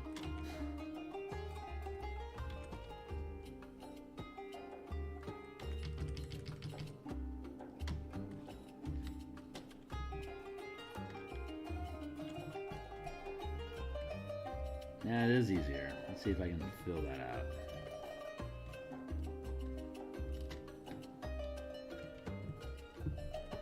There we go. Chip, chop, charee, charoo, charom.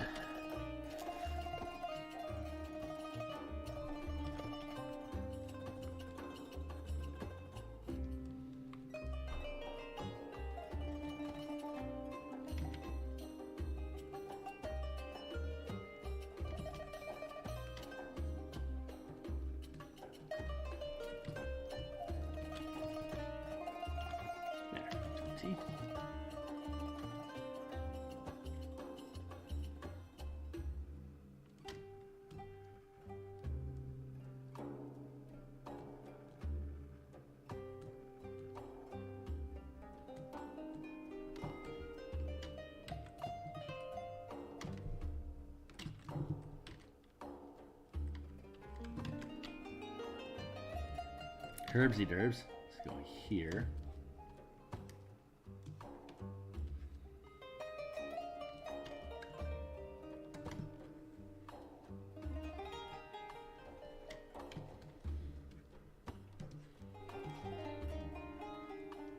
This is my through line here, and bam, hit it. Okay, nice. Nice. Ooh, very, very nice. Okay. Very, very satisfied with that.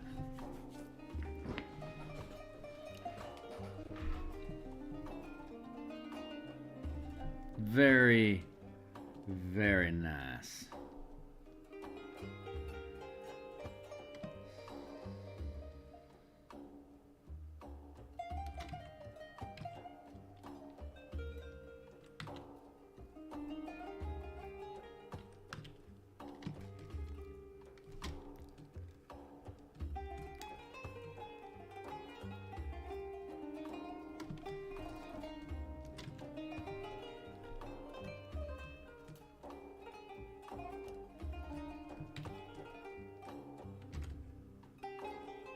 Why am I moving here?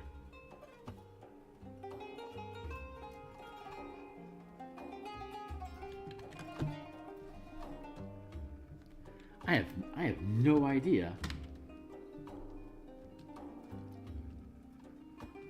what this thing is synced with. Oh, It's probably not necessary. If I can't tell what it is, it's probably not important, but it's bothering me that I can't figure out what it is. I'm going to poke around my map a little bit here to see if I can find out where those marching ants are at.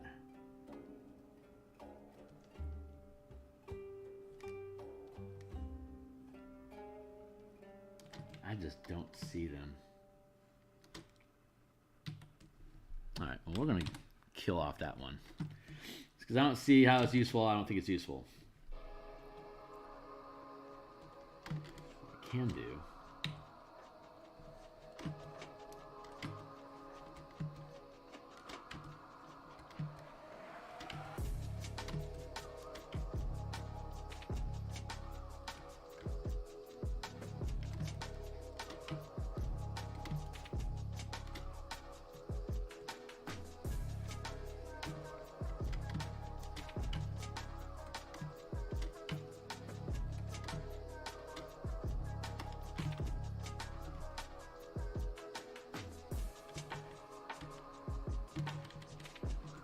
Oh, I think I found out what it was for. Alright, well, let's just keep doing this.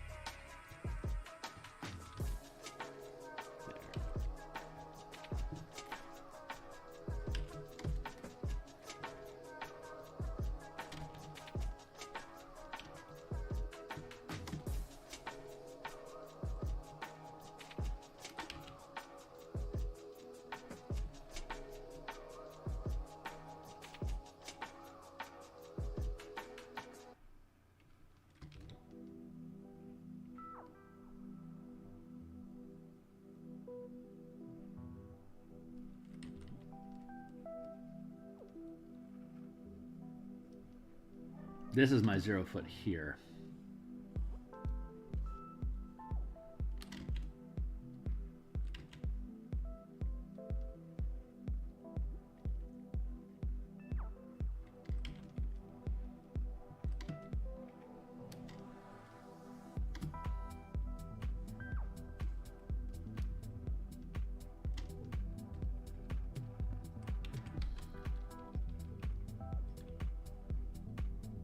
This is my 0 foot. 0 to 250 puts us at this point here, which means we have to trim off that. There.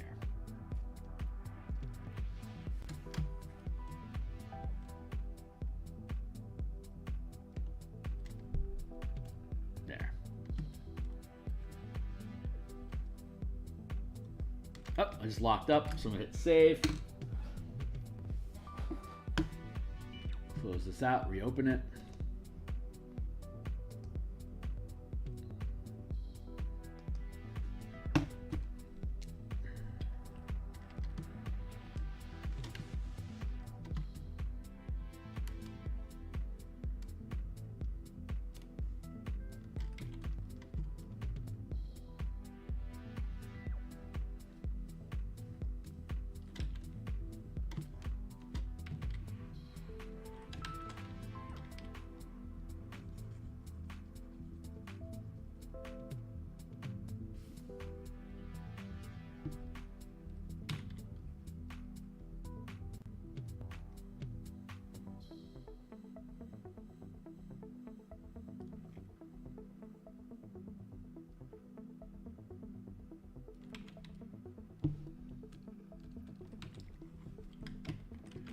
paste, push.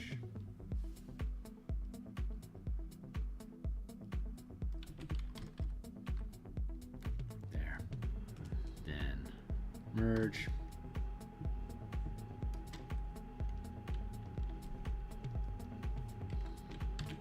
Save.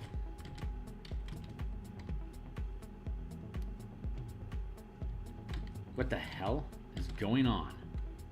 Everyone okay over here? We good? We good? Looks good.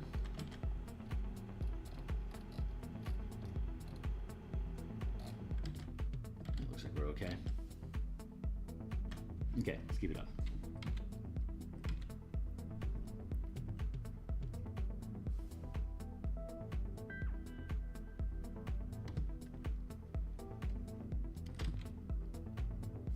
Here's our 18-foot mark, so that's accurate. That's accurate. Cool, okay, great. We are on point. Or maybe not do it that way. You can delete this one, keep this one.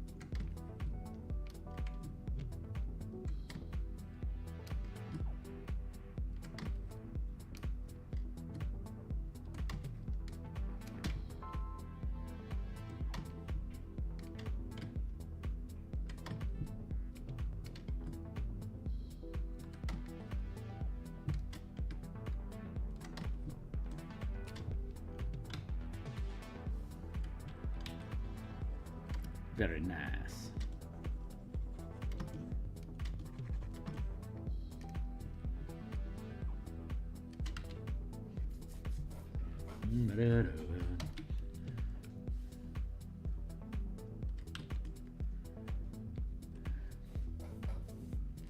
Let's see.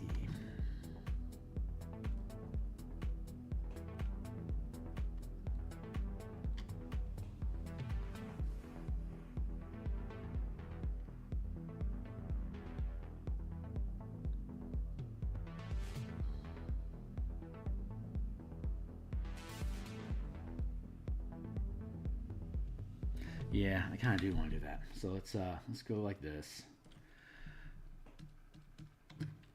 Copy, paste, drop this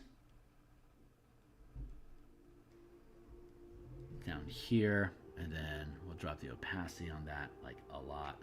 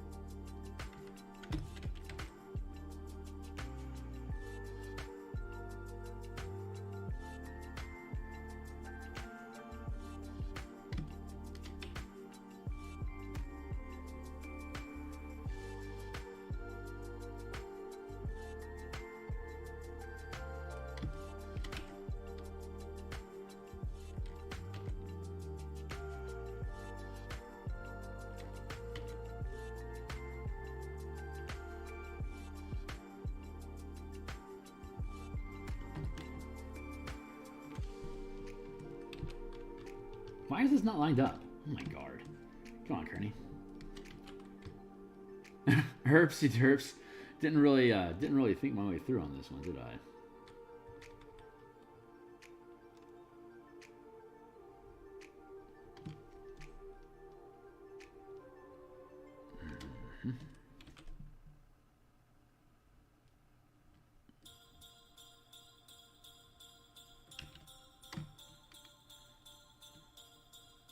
There we go.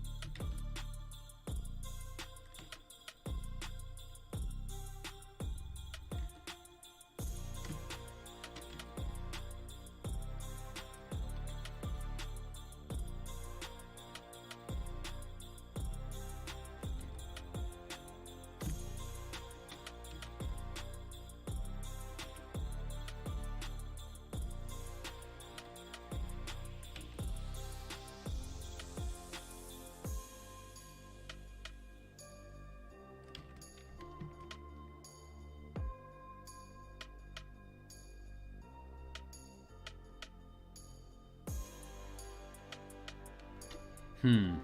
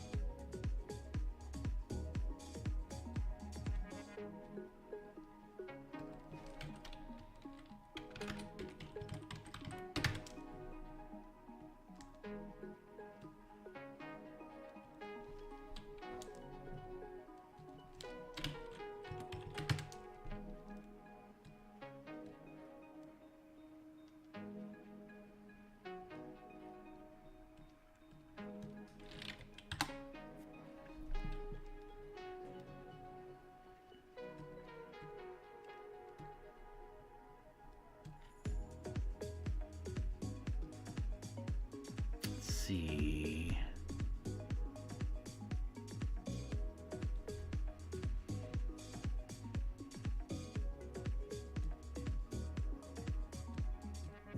Decline, color. Here we go.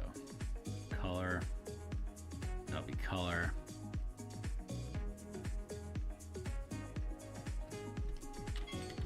North.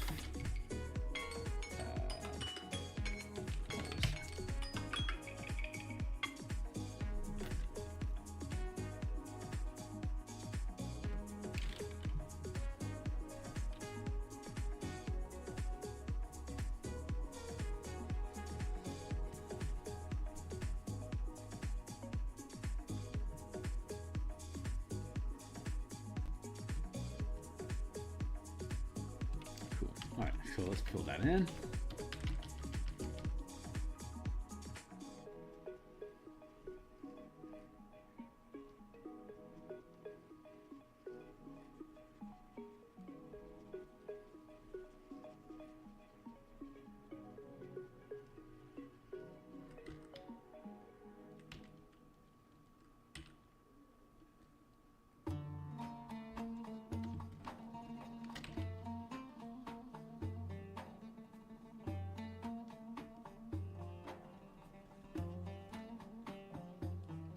Give me a second, I'm getting a ping. That might mean it's time for me to bounce. Let's see what it says.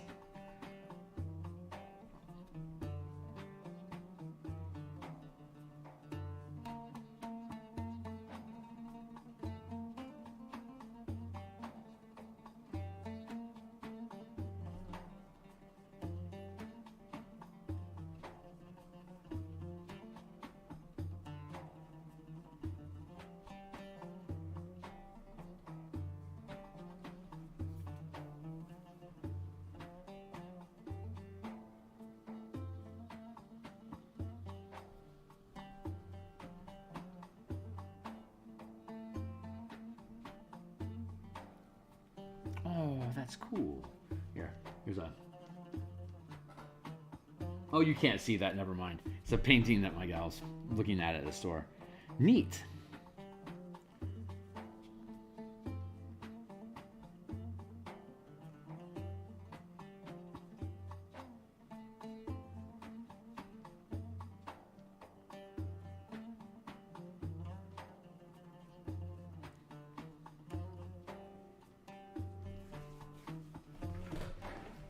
All right, so we're filling in these dots, more dots, more dots.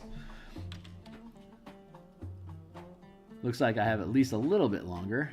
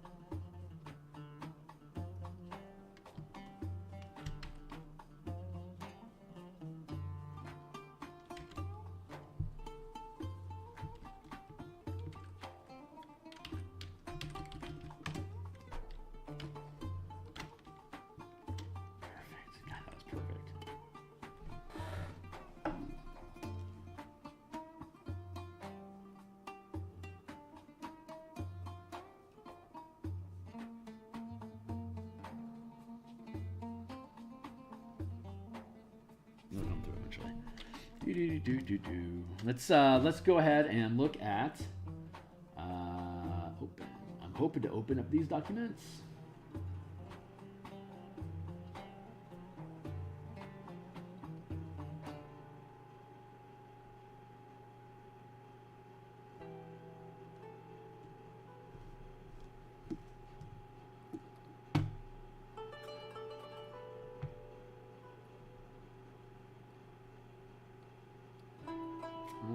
Where is it at? War Mimics, Nature's Ally, Pack of Patrons, MTG. Stock art, 5D 100, there we go. 5D 100 Random Adventures, and then 5D 100, Crystals in the Bar, art, Act 3. Here's the lab.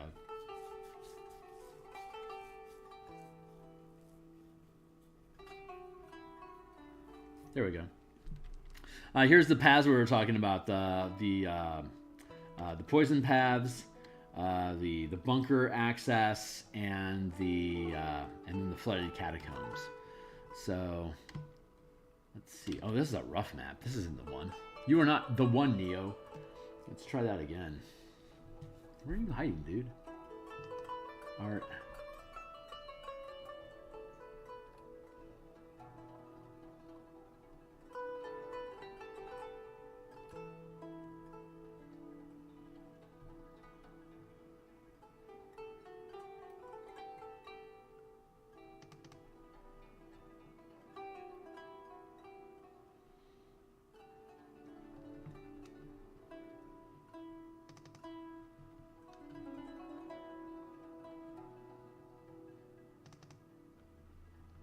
No, that's not it. Hold on. I gotta find this thing.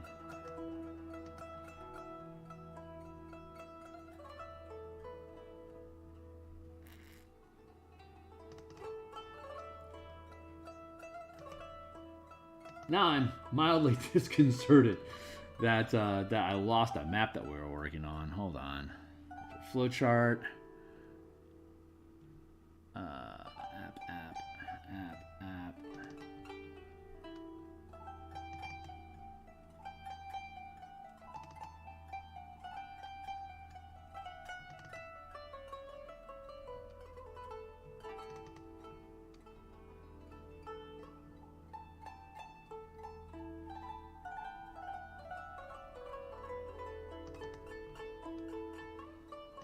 Alright, well, I mean, I guess that's what we got, so let's check it out.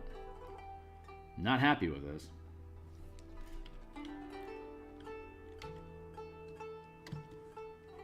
Oh, no, yep, this is that map. It's just a little... Apparently has a little bit more work to do. Hey, that's cool. Has more work to do. Let's grab this.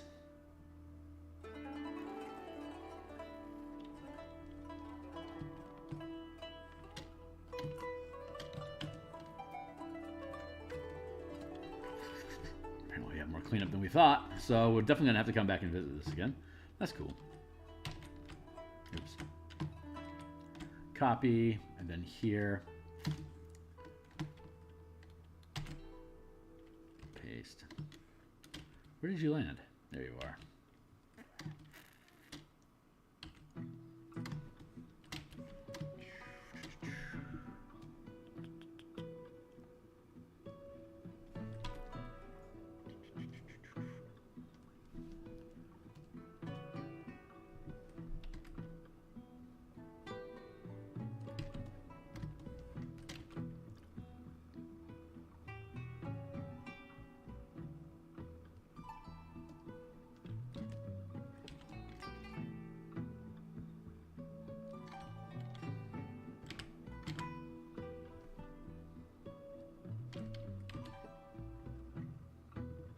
Yeah, cool. That does line up.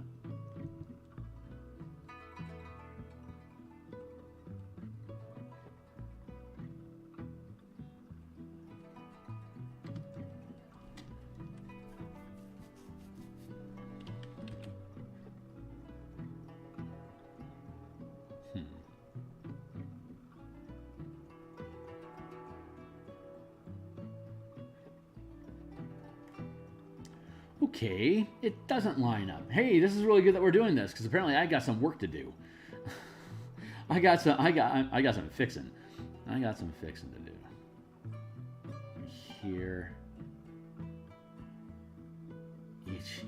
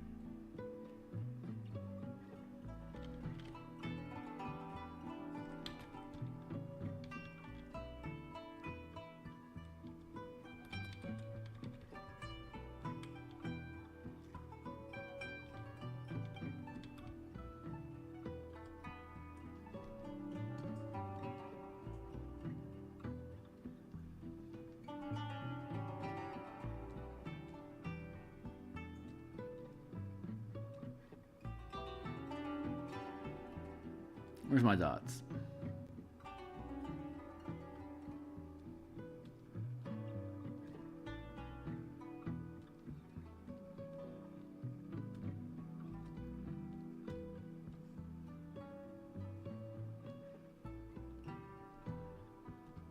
There. Okay, so we got here, here.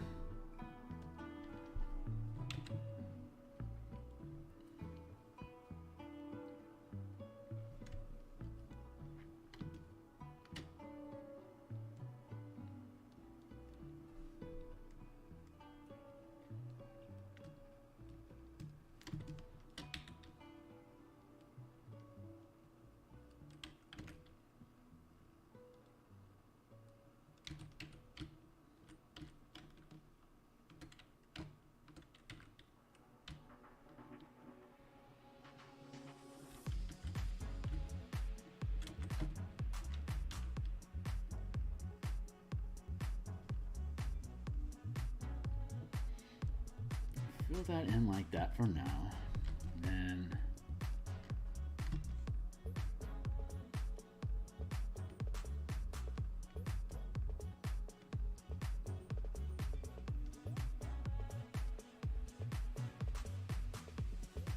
this next one over. God, this is for reals. This is not the map because I cut and pasted. I'm really frustrated because I cut and pasted this from the actual map. I have lost my map. It is.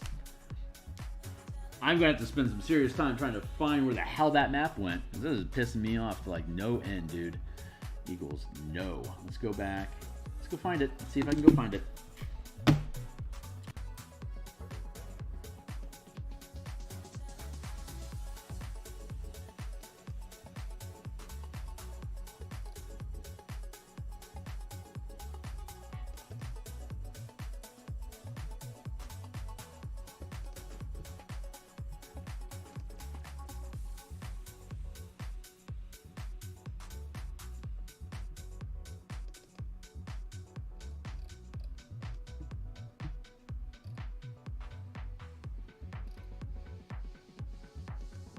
I can't believe I lost this thing.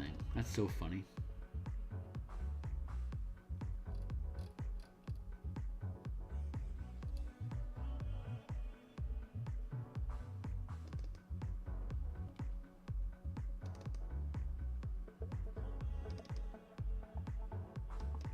Fair. Open.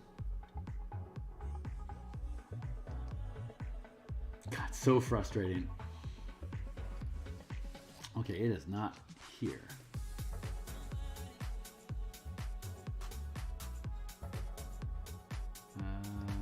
Trash, perhaps?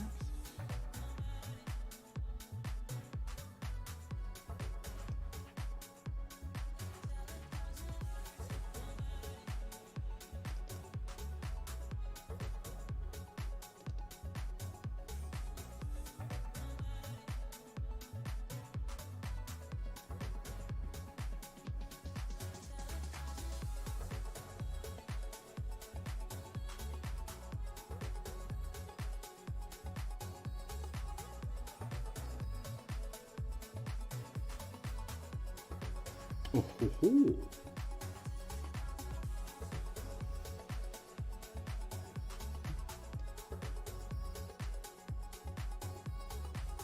Nope, still this old one. See, that's still not what it's supposed to be. So it might be close though.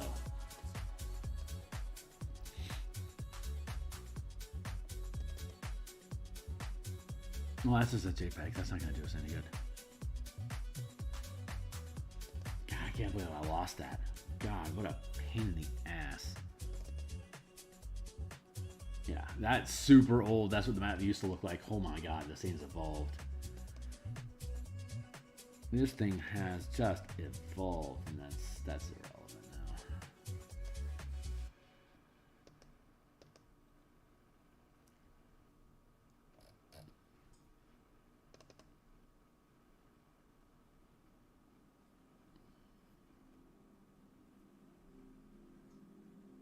$722. God, we've been working on this thing forever, for a year now, and we've been working on this. My crew is so patient in the production of this thing. God, what a nightmare. I feel so bad.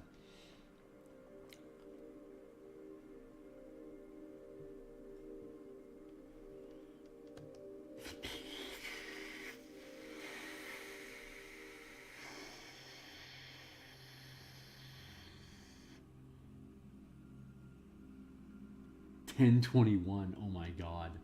We've been at this for a year now. That is insane.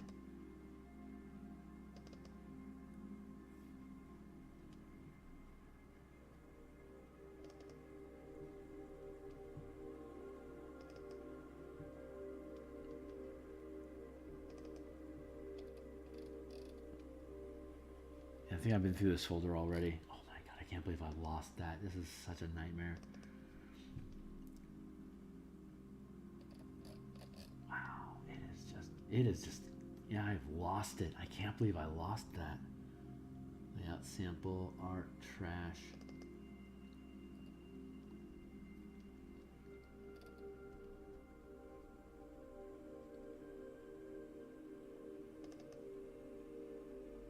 Act 3, it's supposed to be in here.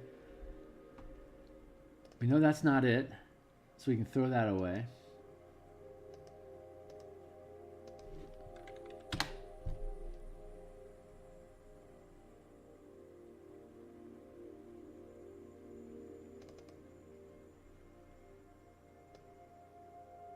Also, God, that's so old and scrappy. God, I can't believe this is missing. What a... Hey, man. Yeah, no kidding. I thought I had all my shit squared away, but obviously I don't. Well, at least we get to get a walk through time to see, you know, how things have improved over time. God, what a nightmare. I thought I had this all buttoned down. God. Wait a second. What is this one?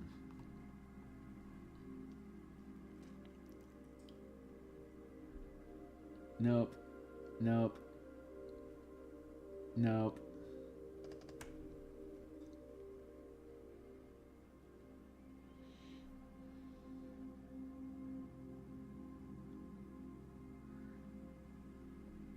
Nope, nope, nope. Nope. Nope.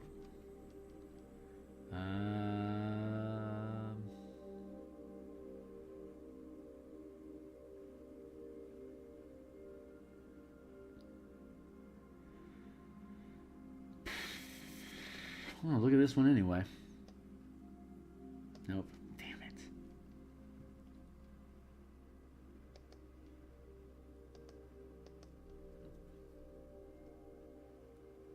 Well, I mean, if it's lost, it's lost. And I got to do the work over again, so...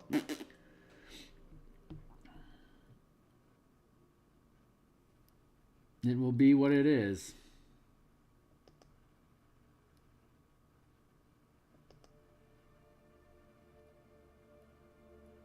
God, it could be anywhere.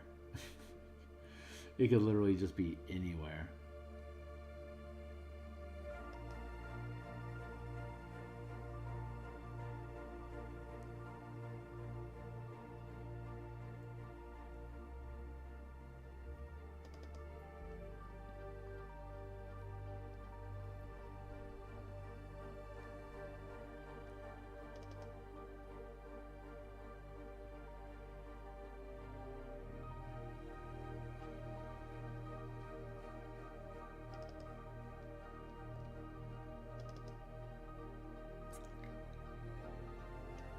I'll have to give up on it here in a second. Oh, well, I gotta give up on it. Okay, cool. So that means there is no rules, and I am just free to put this wherever I need to. When I lose files like this, I usually go to the farthest out folder and type in the search bar, even if it means accessing the PC folder itself. I won't bother your time doing that now, but hold on.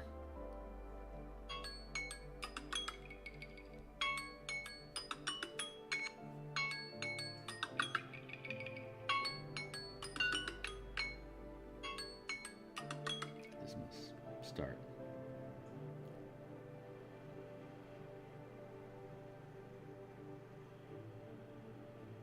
Cool.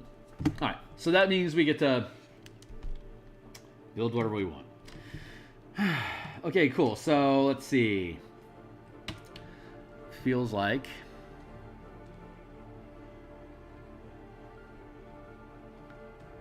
I'll find it. I'll find it eventually. I just... God, what a pain in the ass.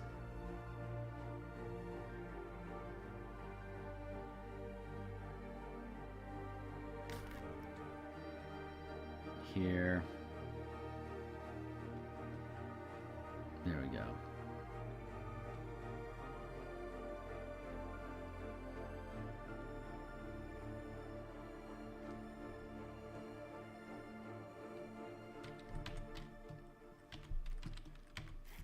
Let's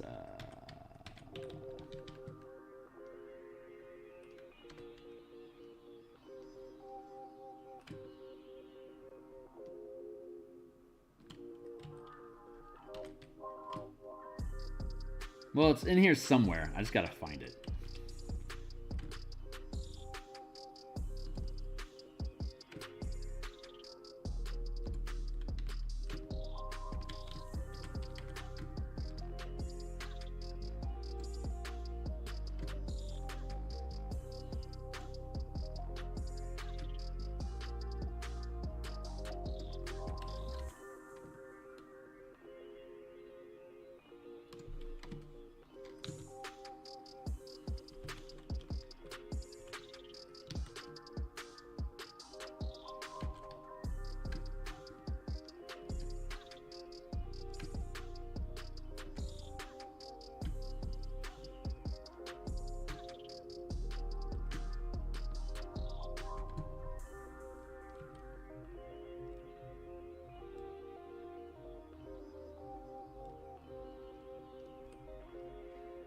So much murder.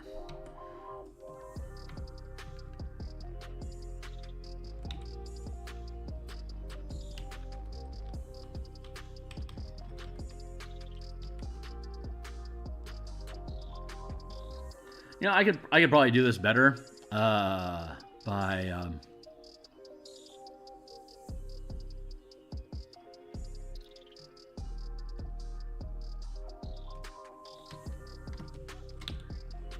just doing this.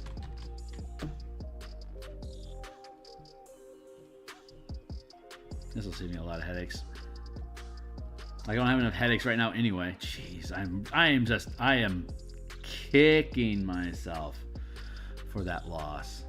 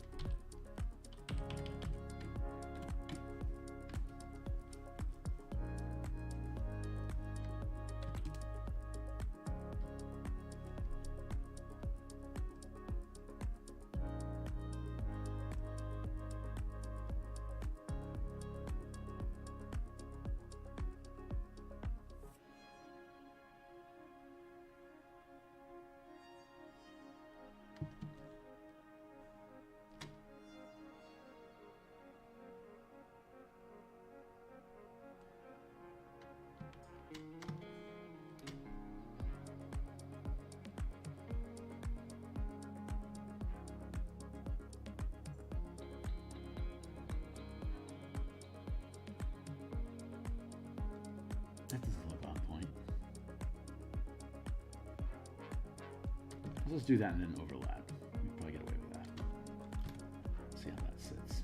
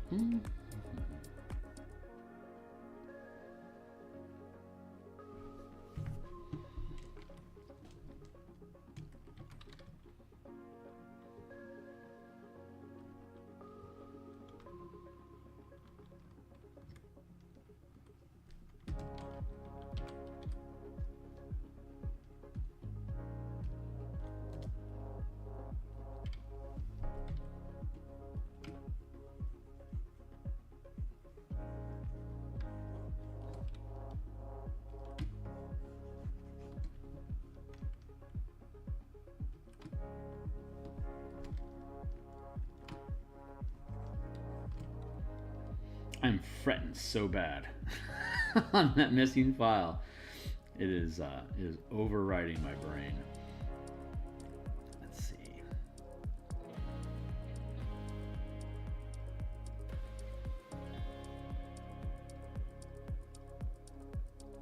It's a very large area.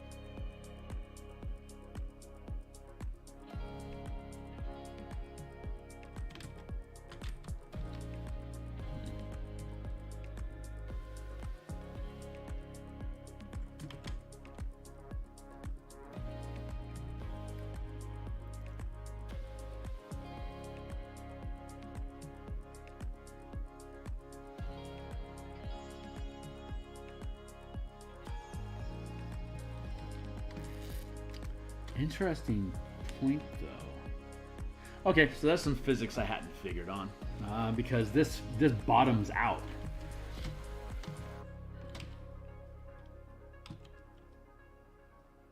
This is flat ceiling to here.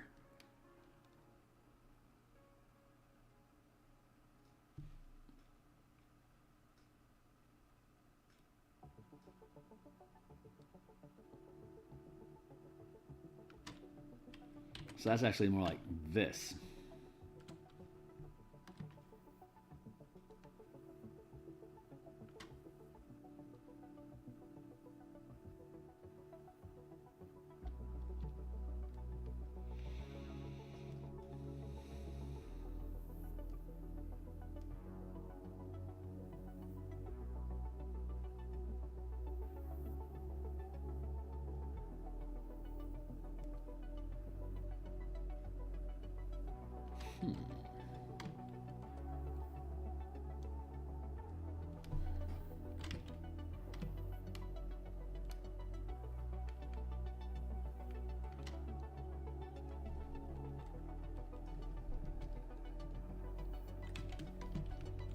Oh boy, this is getting complicated.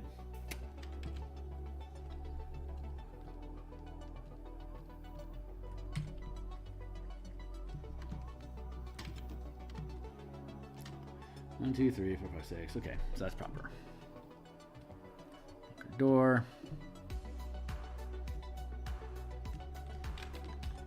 There.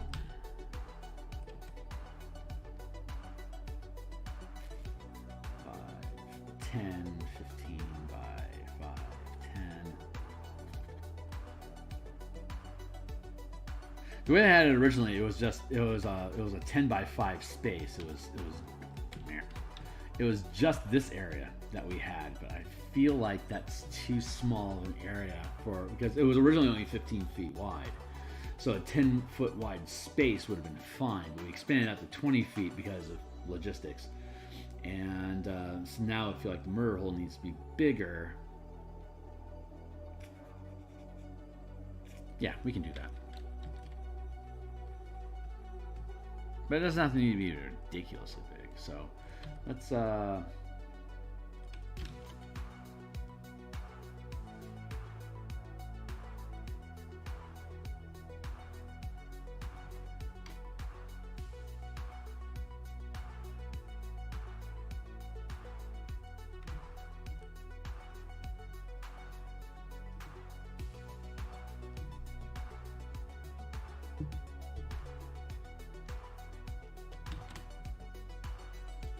keep the same size it was. That'll be easy for us to manage it. There.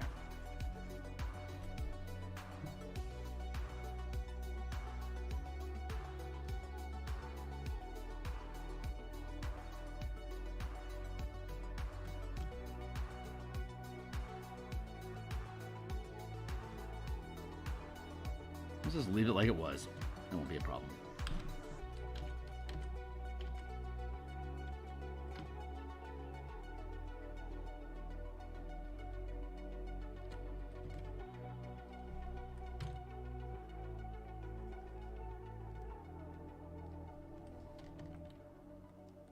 YouTube invited me to watch Big Trouble in Little China for no cost, with the commercials included. I said yes, and I was enjoying Big Trouble in Little China again. I haven't seen that movie in, probably a few years or so. I do enjoy it. It's so campy. God, it's like so over the top. It's so funny. I love Big Trouble. Oops, that's supposed to be 3.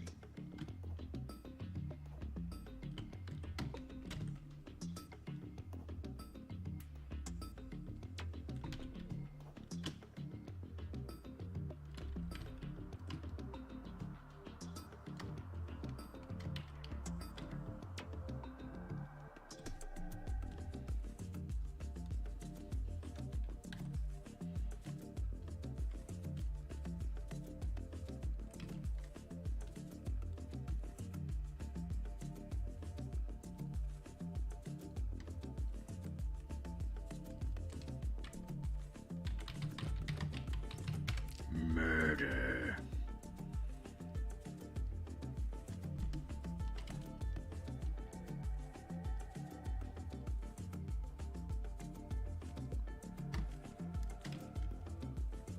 Coolly. Oh, all right, cool. Got the murder hole in place, and now we can.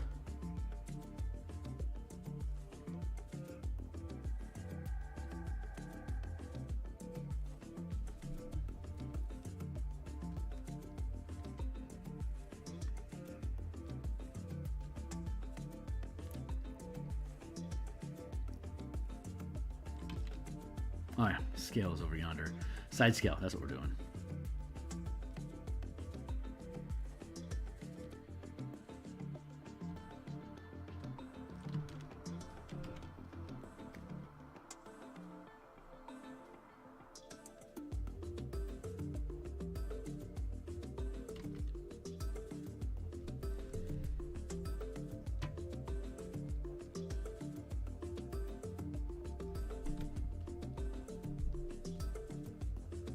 What is that? Floor? Okay, floor.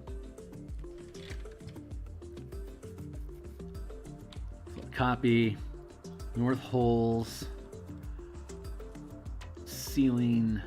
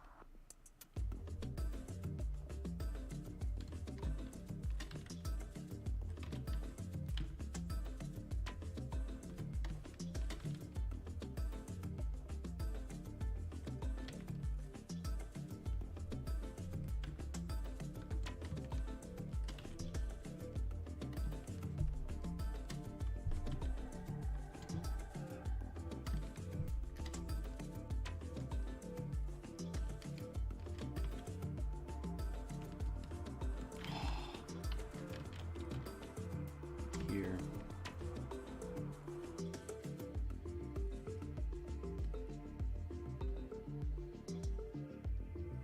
Oh, come on, you locked up on me? Give me a break. Ah, endlessly frustrated right now.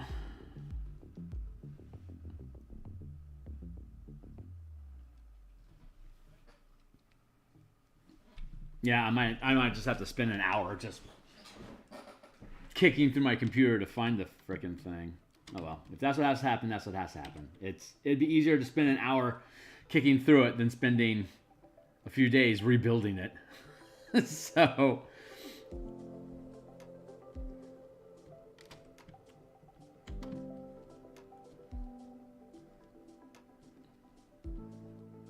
we'll find it.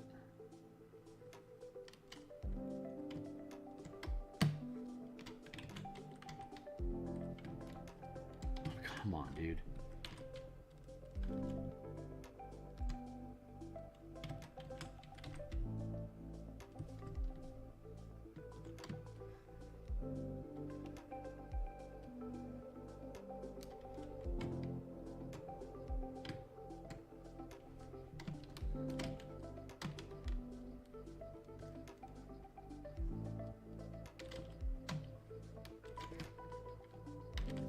I've been using the 3-pixel brush instead of the 4-pixel brush, so I had to change that.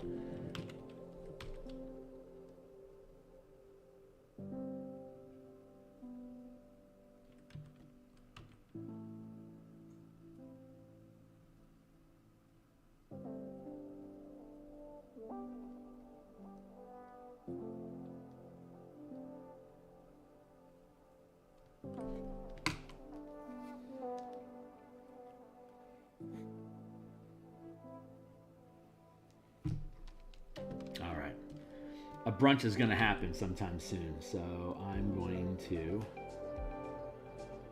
have to, as warned, I'll have to cut stream here in a few minutes. So I'm just going to finish this line work, and then we are going to cut for the day. And I will be back on Monday morning to continue the Light of Zarax's Citadel of Light map, the city cartography that we've been working on. Monday lunch will be the continuing development of the Marshall Powers project, and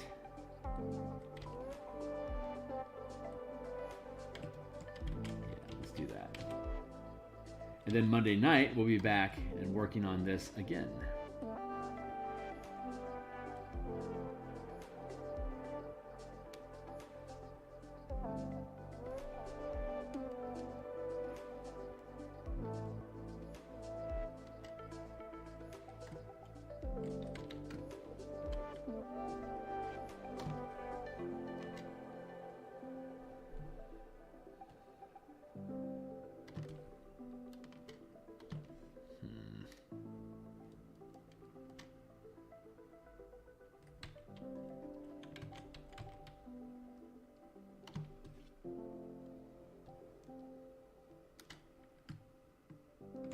There.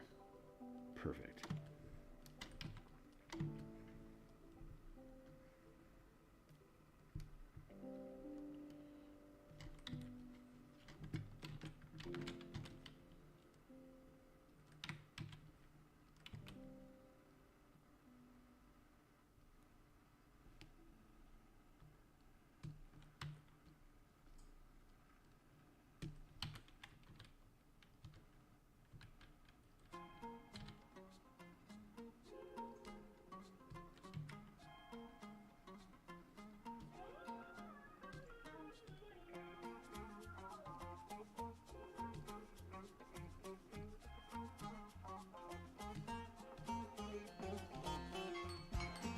Hey, perfect timing. All right, cool. So let me go ahead and take another moment here to lock this down.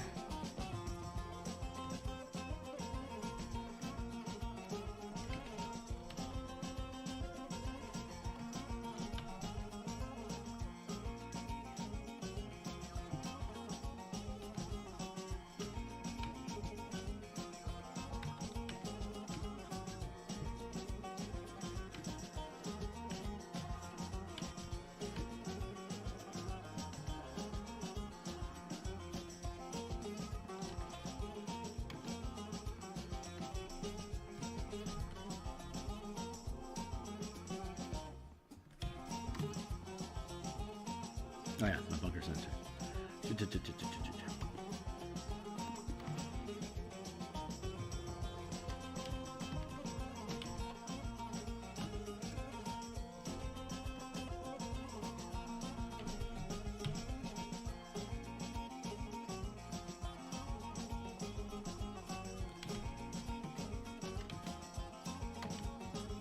Nice. Okay, that's great.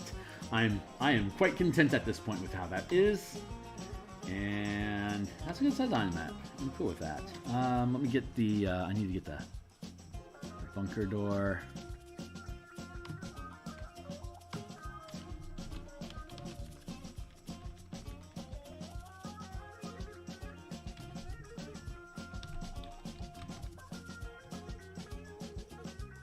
All right.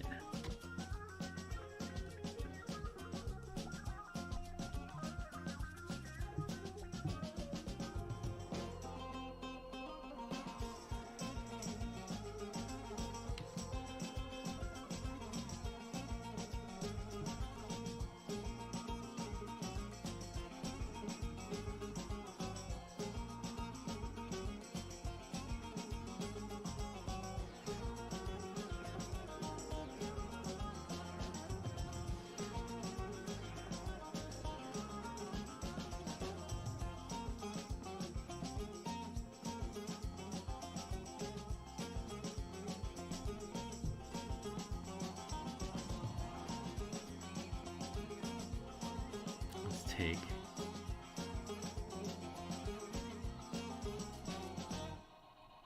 Come on, my dude. Help me out here.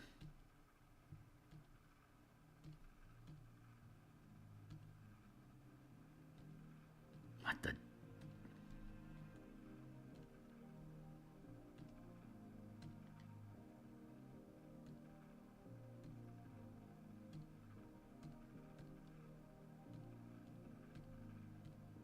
Okay.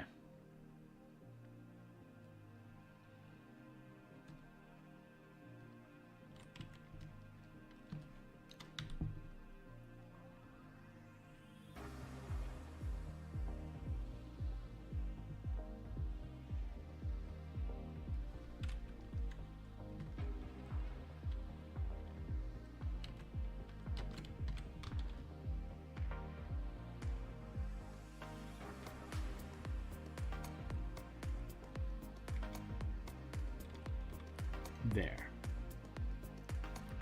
That's our new base.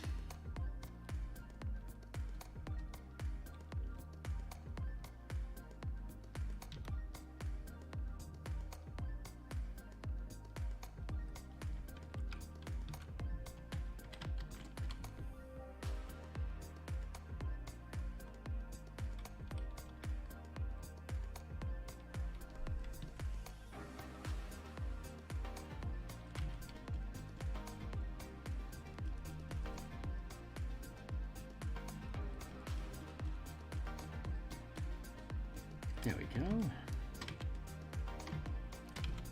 All right, cool. Now everything is reset to where we need to be. I'm very happy with how this is proceeding.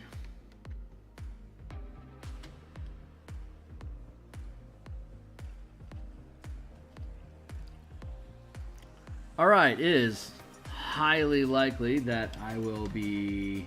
Oh, we have Monday. So when we come back on Monday, we are going to continue with the coloration process. I'm going to spend some time after lunch finding where that damn map went. We'll find it. I'll find it. And then, yeah, so we'll be working on... we'll have this resolved. We already have this resolved, so we'll resolve the color with this one. We have the spacing that we need here. We'll resolve the coloring here and here, and then we will forgo working here on this downstairs path, and we will focus our attention on building out the color underneath the line art here to make all this look good. And we'll have a good 2 or 3 hour stretch on Monday night to work on that. There is an outside chance we'll be able to finish it in a session or two. And then we'll be able to move on to the topside entrance, since we'll have when we build this, so it'll probably take 2 sessions for us to finish this out. But when we do, we'll have the color language that we want for the cobblestones and the topside entrances. So we'll have this matching the topside entrance and section in region 4. And then we'll also be able to use that same... Once the top side is done, we'll be able to use that same color language and then go back into the cemetery. And once the cemetery is done, that'll be finished with Act 3, Act 2, and then we can go back to Act 1 and build out the town assets. And then that'll be all the map. And then we'll be able to go back to the regional map at the intro of it, and then that'll be all the map assets. I would anticipate. I would anticipate all the maps being done in December. Oh no, then we got all the vignette stuff to do. Oh, that's gonna be fun. We have the vignettes for the Act 3 and Act 2 and Act 1 vignettes for the forest and within the mist. That will probably take us till the end of the year to have all the map assets done. And once they are, then all we have to do is wait for the editing to be done, which I would anticipate being done by in January. And once the assets for that is done, we'll have the maps ready. We can then drop the text into Word and start building out the page layout for all the text and get all the dressing taken care of. And then we'll know how we need to build the points inside of this for the map. And once all that is done, then we'll be able to fill in the little gap pieces for the illustrations, for all just the spot art and stuff like that. There'll probably be some hang time between the end of the map and the finishing of edits, so we may be able to do all the character illustrations and creature illustrations for the appendices, Appendix 1 and 2. So cool. All right, that's where we are at. I'm going to go ahead and get myself ready to launch out of here for some lunch. Thanks a lot for hanging out, guys. Like, subscribe, check out my books in DMsGuild. You'll see some of the artwork that I produce in there, as well as like a lot of mechanics and how I do layouts and stuff. I think this is going to look a lot better than those. Those are all going to get revised in 2024 after 6th edition comes out and we see how classes change. We'll see what changes I need to make to color mana system to make sure it stays compliant with where we're at. And Bob's your uncle. So I'll see you guys on the other side. Thanks so much for all the hang time with me, guys. We just crossed the 3-hour mark, so killer. Y'all have a great day. Thanks a lot.